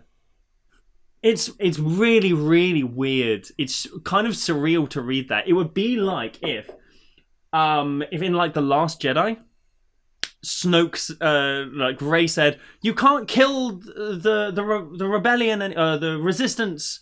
If you do that, you're just being evil." And then Snoke goes, "All right, fine." You kind of see, right? It's really bizarre. Jace was incompetent and apathetic at worst, and Niv could be evil. Niv could be evil. Niv is really self-important. I feel that Ral, like, his description of the fireman will step down as Guildmaster is it as one of Ravnica's most ancient, wise, and venerable patrons. He will take up his new role as Imperial Arbiter. I think impartial. I think the word impartial is doing a bit of legwork there. I think that's a bit of a stretch to say that he will be impartial. But anyway, we reach the end of this. We have a nice tie-off for the arc of Teo, because he defends against Kefnet, and he says the abbot would approve. I like that. I like that little moment. Teo has a really, really, pardon me, good arc in this novel. There's a big fight, Niv Mizzet falls asleep. Then we get to Act 3. Right, we've got 20 minutes. Let's get through. Chapter 50.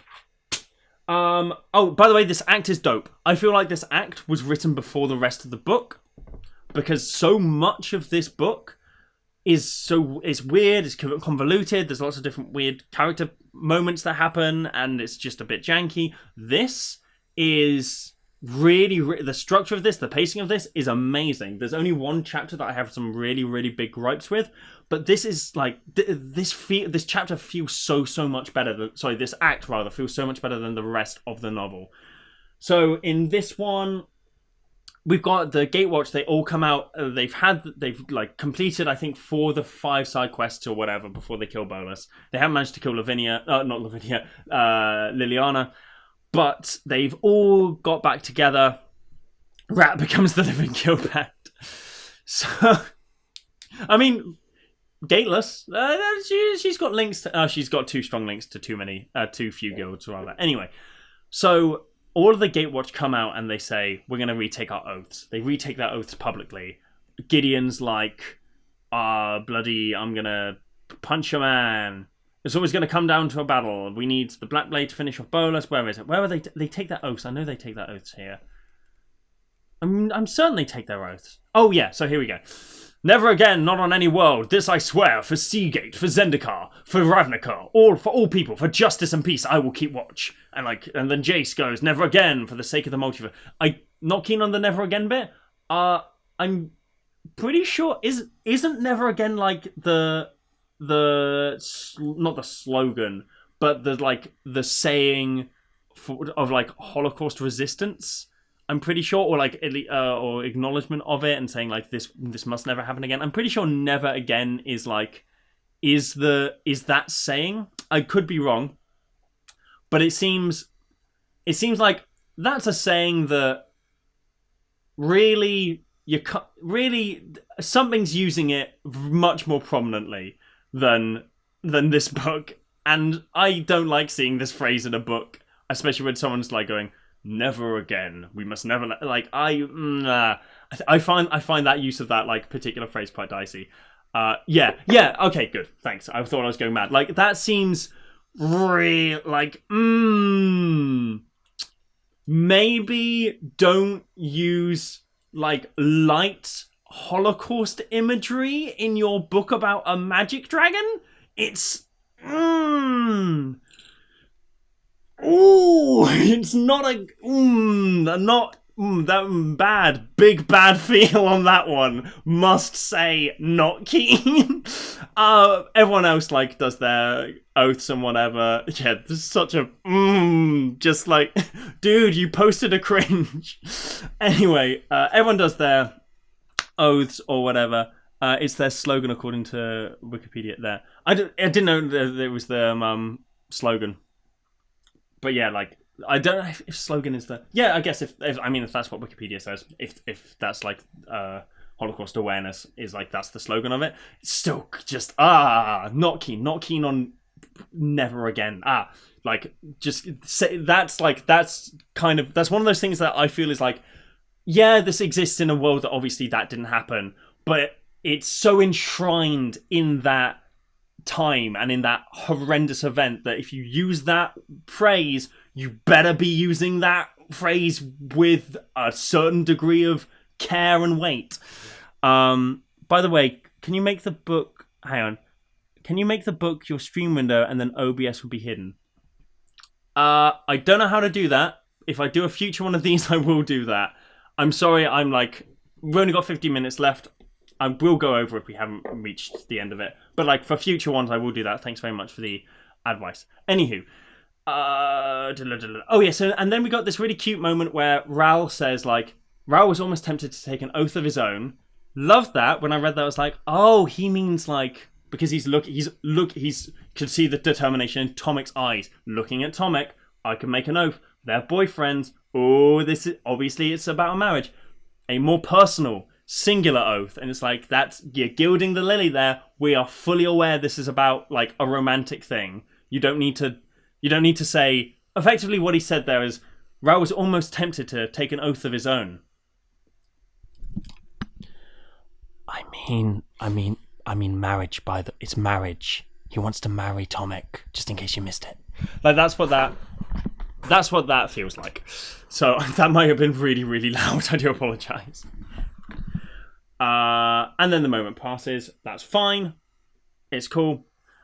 51. Chandra. This chapter is just literally Gideon and Jace going, Chandra, can you go fix the immortal sun? Turn it back on? Chandra goes, yeah, all right. That's it. This chapter is completely needless. This could have been tacked onto the end of this chapter very easily. Because all villains that try and commit genocide have to... Yeah, it's... Well, like... Yes, I mean, you could, like, make that comparison, but I feel like making that comparison holds less, because there's no, like, he never makes that direct comparison, right? He never, like, has Bolus do something that Adolf would have done. He doesn't, like, Bolus doesn't do any, like, massive speeches. He doesn't, like, round people up into camps or stuff like that. But, like, if you explicitly use the slogan of Holocaust awareness, I'm pretty sure that's what it's called. I do apologize if I get that wrong. I'm like, do correct me. But if you use that, that's like a pretty clear allusion to that event. So I still think that's just not on really. I'm not keen on it. Anywho. Yeah, this chapter completely doesn't do anything. It could be just tacked onto something else. 52. We're almost there. Vraska. This is awful.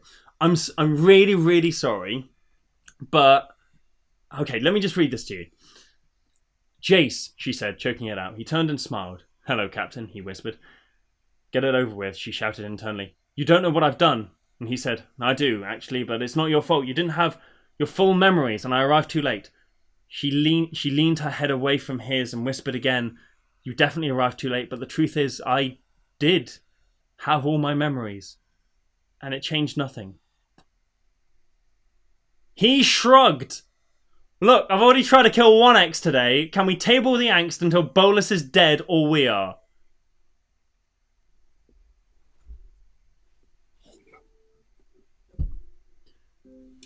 Excuse me. What? That's such a weird way to end that. Like, whole rising conflict, that rising tension. Vraska's like, I've done these terrible things. I've killed Isperia. I've killed a bunch of elf people. I betrayed Ral. Will Jace ever forgive me? And then when she finally says, I had all my memories, she's telling this man who she has this romantic attachment to that we spent all this time in Ixalan and you changed me, but and you wiped my memory, but it came back and it still didn't change who I was. And this guy goes, look, can we just get on with it? Like, we've got stuff to do. What kind of a response is that? That's unbelievable. This chapter is so short. This chapter should have had them, like, tackle that. Big F for that tension. Such a weird way to end a subplot. And then immediately after, she begins being sassy with him. Just, like, smiled ruefully. Oh, am I an ex now? I hope not, he said, looking panicked. Hang on. We can't change the energy like that. That's a quick turnaround. Don't we have to be an item before we can be exes? I hope so, he said. The first part, not the second. Bro, have some, like, self-respect. She's just told you that all of her time with you on this tropical paradise meant literally nothing, and she turned into a murderer the moment you were gone. Call her out on that. She feels bad about it. It's not like she's trying to, like, slip this past you. You could have a conversation, not a flirt. Oh, woof. Anywho, I will say, suddenly Vraska very much wanted to live. I will say, after all of that, I like that that's how her kind of, like, subplot ends. That suddenly, after all of this guilt, she's like, no, I want to live now. I like that. After all of that, I do like how that ends. I just think that getting to that point was dicey. 53. This is where Chandra turns the sun back on. I will say I do need to correct myself, because I think I said that, like, the only way to turn on the immortal sun was to sacrifice a planeswalker spark, and someone pointed out that it's never explicitly stated that that's how that worked. It's only that when it was created, it used Azur's spark. But it does beg the question that if Chandra has to, like, ignite herself to the point where she's like a standing star, like a sun on Earth, then how did Dolphin just turn it on? I'm really, like, maybe it's because he's, like, really good at tech and he hacked it or something like that, but I find it strange that Chandra has to go through all of this effort, this magical, like, effort to do it, and Dolphin can just work it out. And then, like, if Dolphin could work it out, then surely Saheeli could work it out, right? Like, Saheeli's not, like, just some random artificer. Saheeli is one of the most talented artificers on the whole of Kaladesh. Dolphin is also incredibly talented, but surely, like, either or of them could have just, like, worked it out and not have Chandra having to be, like, a big old sun person. So that's really, really bizarre. Also, these chapters keep getting shorter, which is quite good, because I've now got 8 minutes to get through 9 more chapters, which we probably won't do, so I'll just go on past it. Anyway, 54. This is where Dak dies. I don't have a problem with this chapter. Apart from, like, all of the, like, use of italics and blah, blah, blah, blah, blah, all that stuff, I love this chapter. The way he dies is genuinely really quite moving.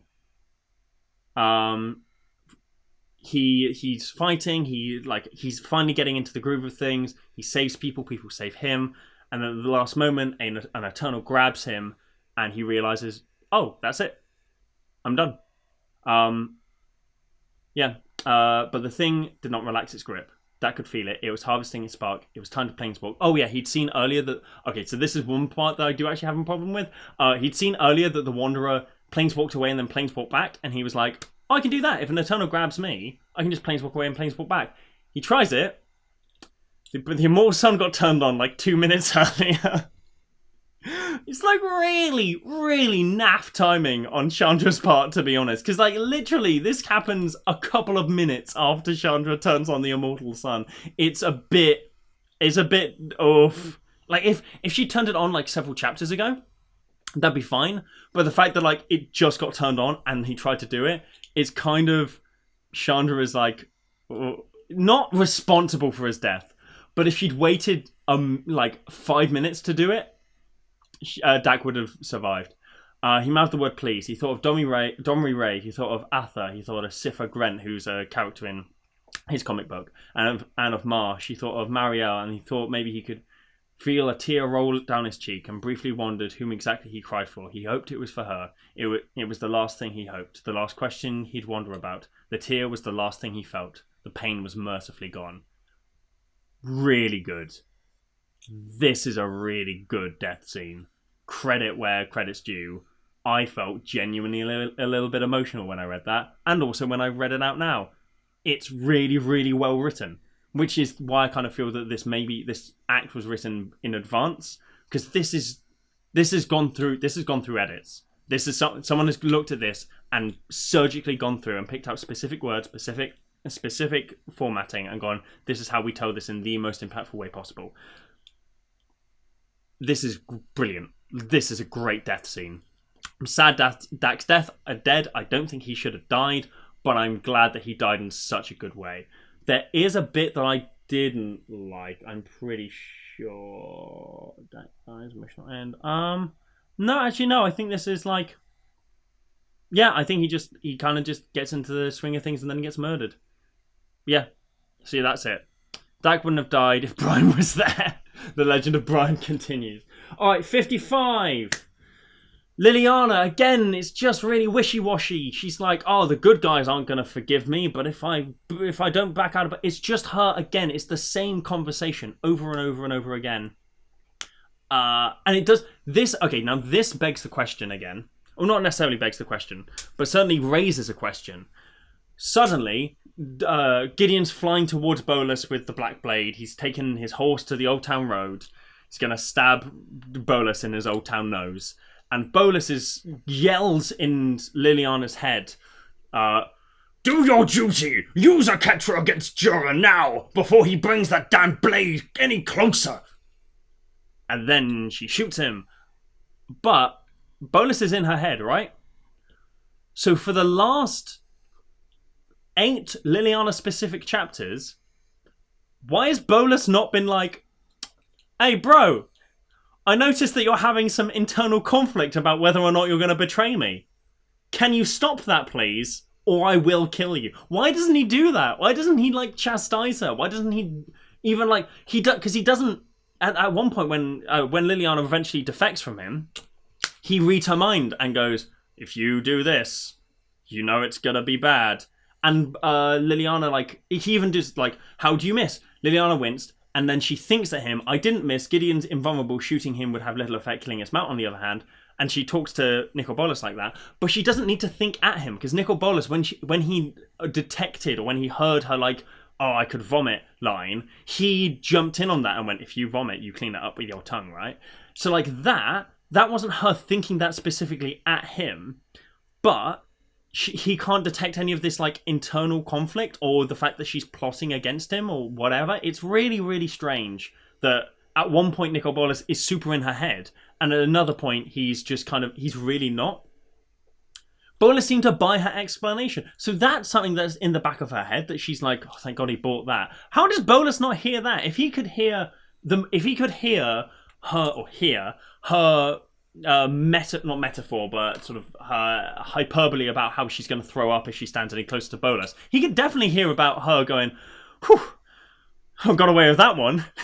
Can you imagine that? Just like, I didn't miss. Gideon's invulnerable. Shooting at him would have had little effect. Killing his mouth, on the other hand.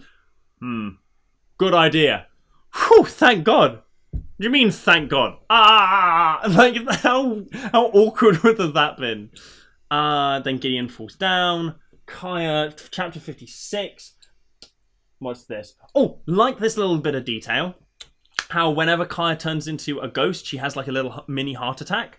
I think that's really, really fun. That's something that like a future writer can play with in terms of using her. Maybe he doesn't think Liliana would actually do it until she's just about to do it.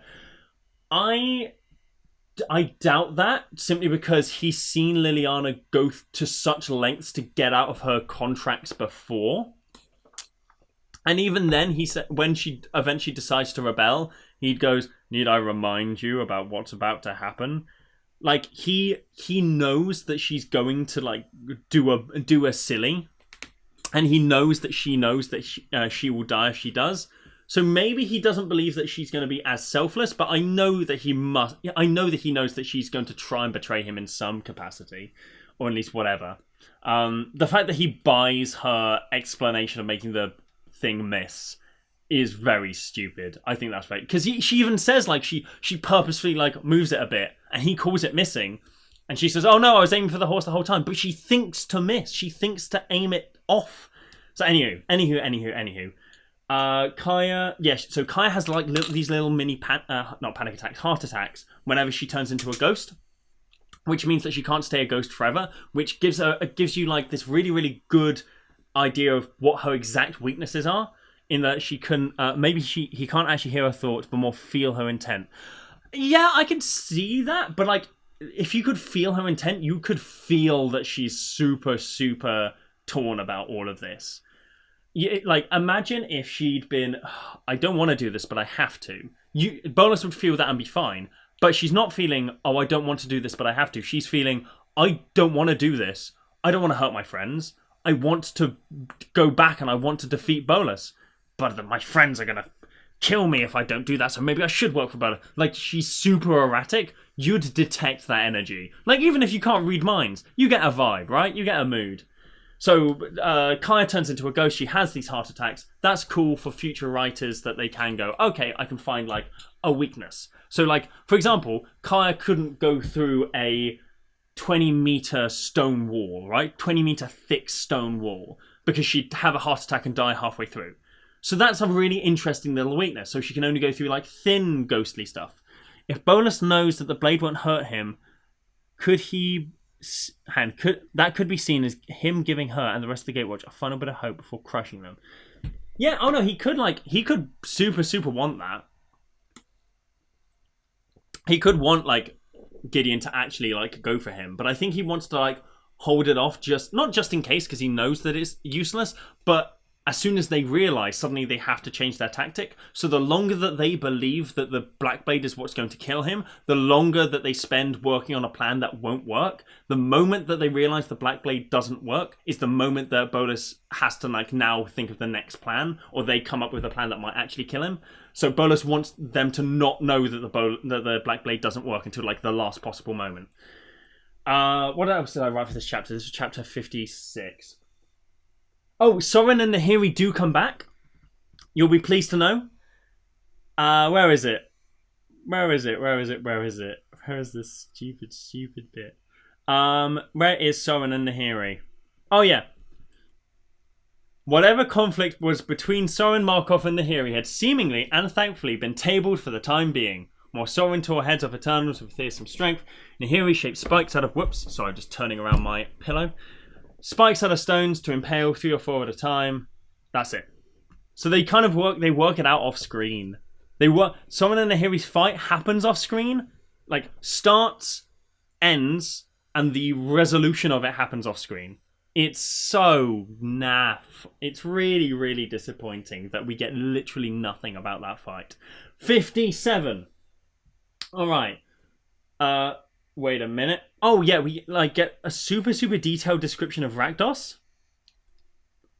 Yeah, like we get like, remember in like I don't know if you were here for the first half of this live stream, but I was saying how it's really weird how, you know, Ajani just gets this one description of having like a lion's head, but there's a lot more to his character that recontextualizes how he looks, and Jace isn't really described that much. He doesn't like, we don't know about his clothes, we don't know about like his whatever. We get this really, like, a whole bunch of description for Rakdos. Lord of Riots, big as a dragon, big arms, horns. It's a lot of description for someone who is here and then gone. I don't know, I found that particularly strange. Like, put the big amount of description on the big characters of your novel, but not necessarily, like, on just, like, some random thing. Remind me, does Soren know Emrakul is in the Innistrad Moon? I need to reread up on exactly where Emrakul is. I don't know if she's in the moon or if she's just been banished to the Blind Eternities. I can't quite remember. I don't know. I don't think Soren would know that, or maybe he does. Who knows? So that's about it. Oh, then we get to. So this is a little bit of like writing advice. and the blow descended, Gideon thrusting the weapon down with all of his not inconsiderable might, and Black Blade simply shattered against the God Emperor's invincible brow. This can be rewritten very, very simply by replacing this ... with a full stop, and also getting rid of like not inconsiderable, just like thrusting the blow descended, Gideon thrust the weapon down, full stop. Black Blade simply shattered against God Emperor's invincible brow. Boom. Just very simple. You don't need the ... because as soon as you see ... you know that whatever's going to happen is going to be an inverse of what you've just been reading. A full stop implies, okay, that's the end of a moment. The next line, suddenly we get a twist we expected a lot less. ... is a very easy way to telegraph to your reader, hey, by the way, a twist's about to happen. And is like, it spoils the surprise. Even if we don't know exactly what the twist is going to be, we're like, whoa, something's going to happen. So I think just remove ellipses from stuff if you're going to do like a bait and switch. That's my main feedback for that one. This again, like a lot of these chapters are really, really short. I will say, I like the description of Rakdos. I just found it weird that he got a lot of description while people don't. And. Yeah, I don't like the and. Not keen on that. Starting a sentence with and isn't like amazingly kosher. It's fine to do it. And I will like give credit where credit's due. Weissman, he's done the rule of 3. He's got this very like specific, and this happened, and this happened, and this happened. Except the and this happened is actually kind of the second one. If it had been, and the blow descended, Gideon thrust the weapon, and Gideon leaped from Rakdos, and the blow descended, and Black Blade simply shattered. That would be a much more effective use of the rule of 3, because you've got you've got setup, reinforce, twist, whereas this goes setup, twist, reinforce, if that makes sense. Because you've got the setup, he's going to stab the dragon with the blade, twist, the blade breaks, reinforcement of the twist is just the continuation of the twist. So 3 times it's symbolic. If you do anything 3 times in a novel, it's symbolic. Everyone knows that. 58, Gideon just falls down. I have no feedback about this. I think this is a really weird single chapter to have. It's super. This is literally the length of the chapter. Now we get Bola speaks in capital letters. God, I hate this. It was almost too easy. Thought. Bolus. Oh, God, this hurts to read. This just, I don't like this at all. I don't like this. This sucks. I hate reading capital letters everywhere. This is also like the extent of his powers. He just does capital letters now. All right, 60. This is where Liliana finally decides to... I'm going to turn on the light. I've just realised it's starting to get a bit dark. There we go. Oh! Bolus! Big boy Bolus! So, 50... Oh, no, 60 rather. 60. Oh, so, by the way, I really like the Black Blade twist. I like the fact that that was a thing. I want to put that out there. Whoever came up with that idea was cool. I love that twist quite a bit. 60. Liliana finally has this click in her head. Where does it say? And that was when Liliana had a moment of clarity. So when you see that, you go, okay, so the thing before is when she has the moment of clarity. For over 100 years, Liliana's sole focus had been increasing her lifespan and her power is 0 cost to herself. So now she had power, tremendous power, and because the dragon had a use for her and complete control over it, a solid chance of living forever. And that's when Liliana had a moment of clarity. This is not a life worth living, serving Bolas for eternity, even less appealing than death. But she's had this realization, I swear, earlier on in the novel, she had this realization, so long as Liliana survives, no, it doesn't matter so long as Liliana survives. She had this moment of self-clarity earlier. I don't understand why she's just realizing now.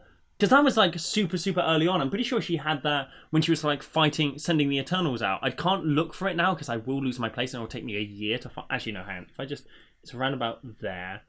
So just halfway down card. I'm pretty sure that when she was sending all of that's the percentages. Because can you imagine the Spanish translation of the word bolus?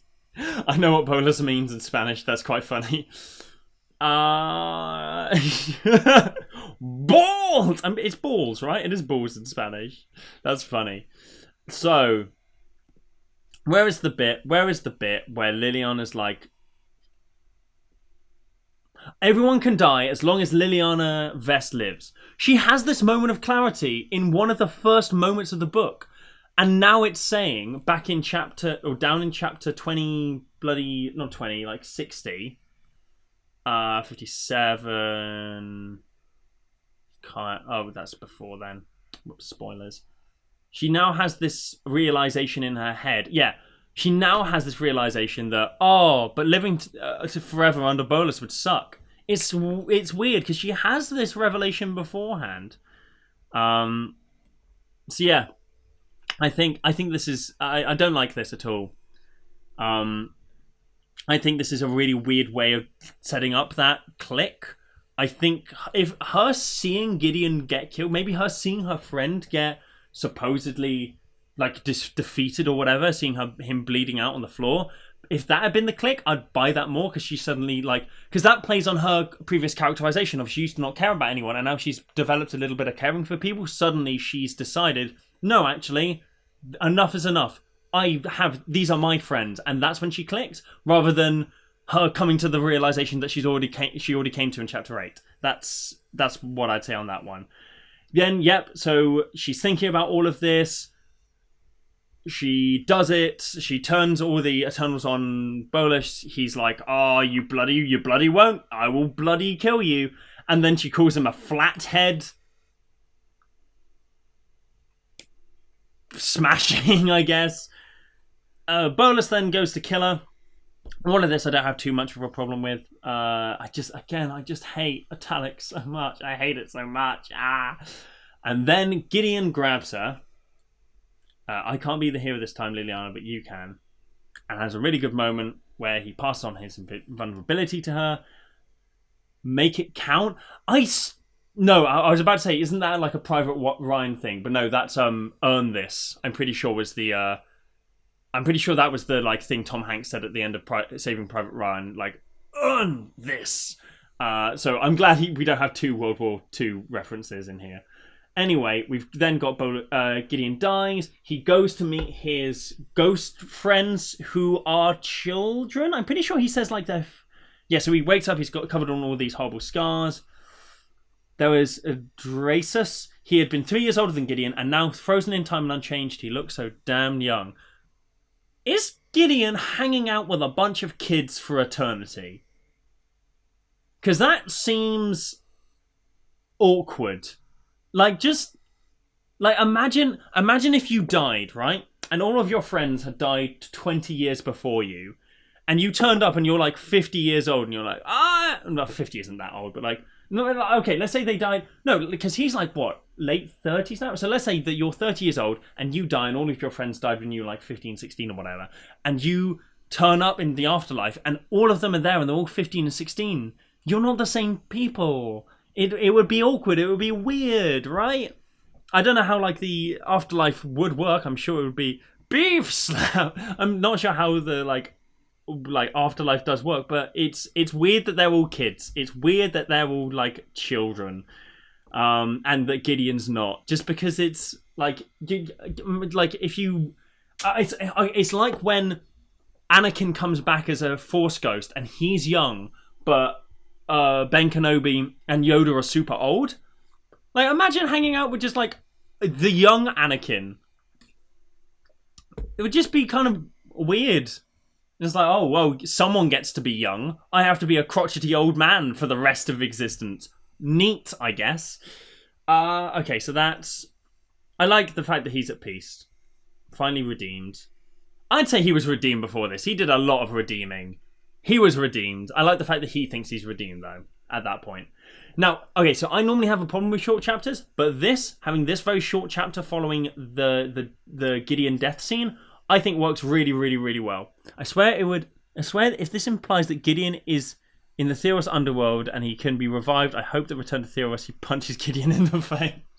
I think it implies that he's in like the afterlife in Theros, but I don't think he's coming back. Gideon's dead. The fact that Rest in Peace exiles your graveyard, I think is a good flavor indication or mechanical indication that no, Gideon's not coming back. But yeah, having this very, very short chapter as like a nice little neat bookend for the Gideon death, I think that works really well. I personally really like that. And then she just charges at... First off, we get this completely unnecessary chapter where Chandra just turns up and sees Gideon die. There was no need for this chapter to exist. Literally no need. We learn nothing new other than Chandra's here now.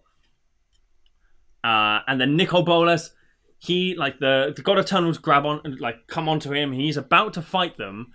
But then he gets stabbed in the back by Niv Mizzet, who's using Hazoret's spear. Because the spear is imbued with Nicol Bolas' magic a little bit. For some reason, I can't remember why that is. But it is. And that's the only thing that can, like, stab Nicol Bolas. And then, okay. So this is where I became a massive pedant. With a flick of a wing, after Niv Mizzet stabs Bolas and like the spear sticking out of him, the Dragon God sent the resurrected Niv Mizzet flying and watched him crash to the ground 3 miles away. I did a little bit of quick maths, alright? So, 3 miles away. That's roughly from where I am sitting right now. That's roughly from here to the Thames River. I can't see the Thames River, even if I go up like super, super high on a skyscraper, I could see it. That's beside the point. Let's say he's been stabbed, right? I'm going to say that if you've been stabbed and you just like punch the person who stabbed you and they've flown away, and you want to watch them hit the ground, let's give them 10 seconds. Because you're not going to watch them for like 2 minutes do that, are you? You're not going to sit there and wait for them to like land. You're going to go... Alright, fine. But let's like say 10 seconds, right? To cover 3 miles in 10 seconds, and did the maths on this, a jet travels at 600 miles per hour. There are 3,600 seconds in an hour. So, and I'm pretty sure I've done the maths right. And I'm pretty sure. I'm sure I haven't done the maths right, but so do correct me if I'm wrong. But if you divide 600 miles per hour by 360, which is how many 10 seconds are in an hour, you come up with a number 1.67, and I'm pretty sure that means that a jet travels 1.67 miles, traveling at full speed.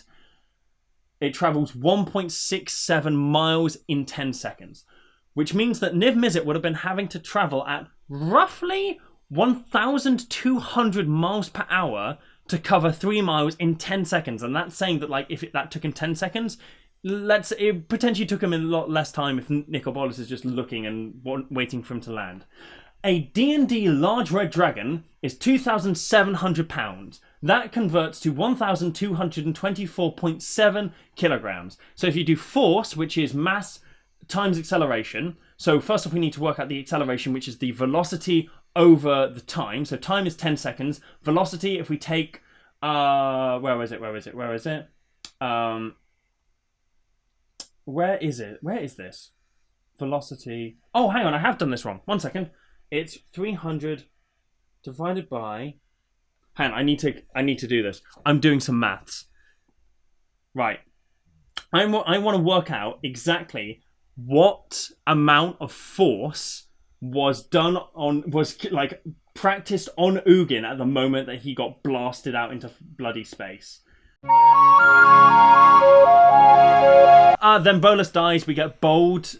No, which is he kills Aketra. Bontu kills him. I need Ugin's mass. No! Oh, you Niv's mass. I've got his weight. Well, like roughly his weight, right? So it was listed in D&D Guide that the large red dragon his mass is around about 2,700 pounds, which in kilograms is 1,224.7. That's his weight, not his mass. I don't know how big he is because mass is weight divided by... So Nicol Bolas literally goes, "My power!" which I found quite funny. And then the void! Really, really melodramatic. And then he supposedly dies. Liliana watches Bolas dissolve. Let's see. He says something. Oh, yeah. Bolas says, no, this is incomprehensible. I am Nicol Bolas. This does not happen to me.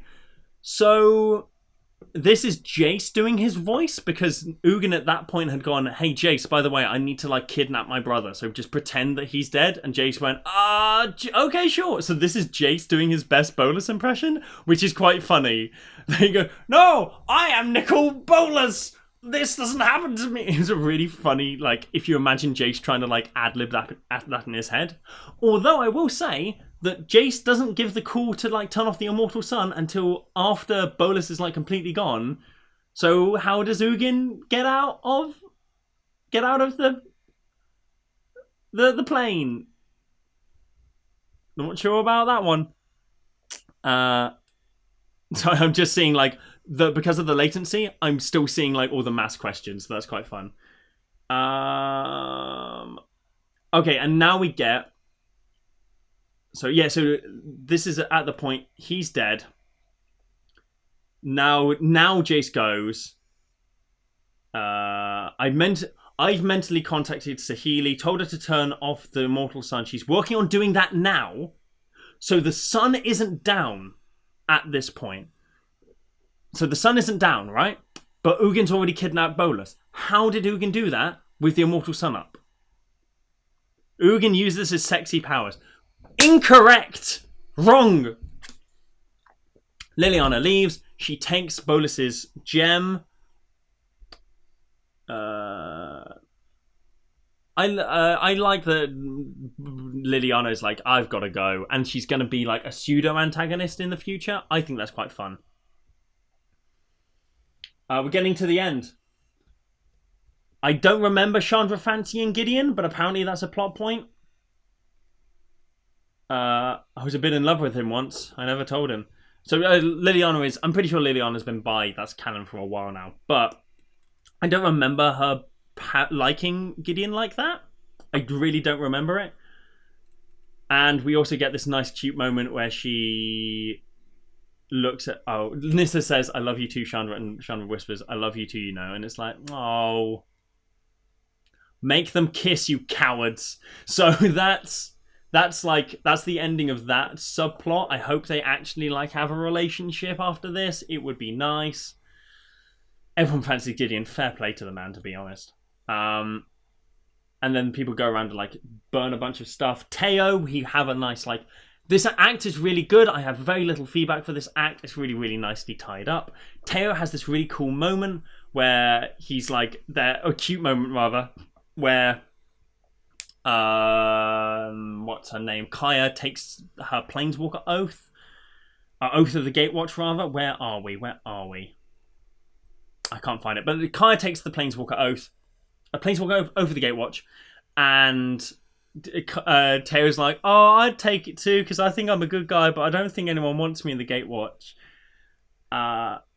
Which is really sweet. Like, Teo's come so far. And it's really sweet to see him go like, oh, I think I've done good, but I'm not quite there yet. It's so nice! A little... And Angrath calls him Little Monk. That's adorable. That's adorable! Then there's another bit in here, right? Where they send off... They talk about like keeping the Immortal Sun because they could use it to like destroy Obnixilis and stuff like that. Or like capture Obnixilis and things. Which is fine. Where is the bit that I'm thinking of? Yeah, because this chapter is really long. This is like the summary of everything, and I have very little complaints about it. It's a bit long as the chapter goes, but Core 2020 story should have been a lesbian love story with Chandra and Nissa. Yeah, completely agree. 100% agree with you there. Where is it? The bit that I don't like. It's about... So they're walking out. They have this funeral for Gideon. Again, this chapter is really, really long. Oh, yes. So here it is, right at the end of the piece. Hundreds, maybe thousands of sentient beings died on Ravnica today, with untold property damage, Tomic added. capitalist. Ignoring him, Aurelia went on, such acts of terror must not go unpunished. There are 3 who did everything in their power to aid and abet the dragon. Tezzeret, Dolphin, and Liliana Vess. Blah, blah, blah, blah, blah. All 3 are planeswalkers. They are out of reach, but not out of ours. The fire mine finished. Ral Zarek, you have already agreed to hunt Tezzeret. Vraska, as penance for past sins, we assign you Dovin Barn. And Kaya, the 10 guilds wish to hire you to assassinate Liliana Vess. Love Kaya being assassinating of Liliana Vess, because that's like Ghost versus Zombie. Ral Zarek hunting Tezzeret. Lightning versus Metal. Vraska going after Dovin. Gorgon versus the man that got blinded in this story. You couldn't have maybe paired them up a little bit differently.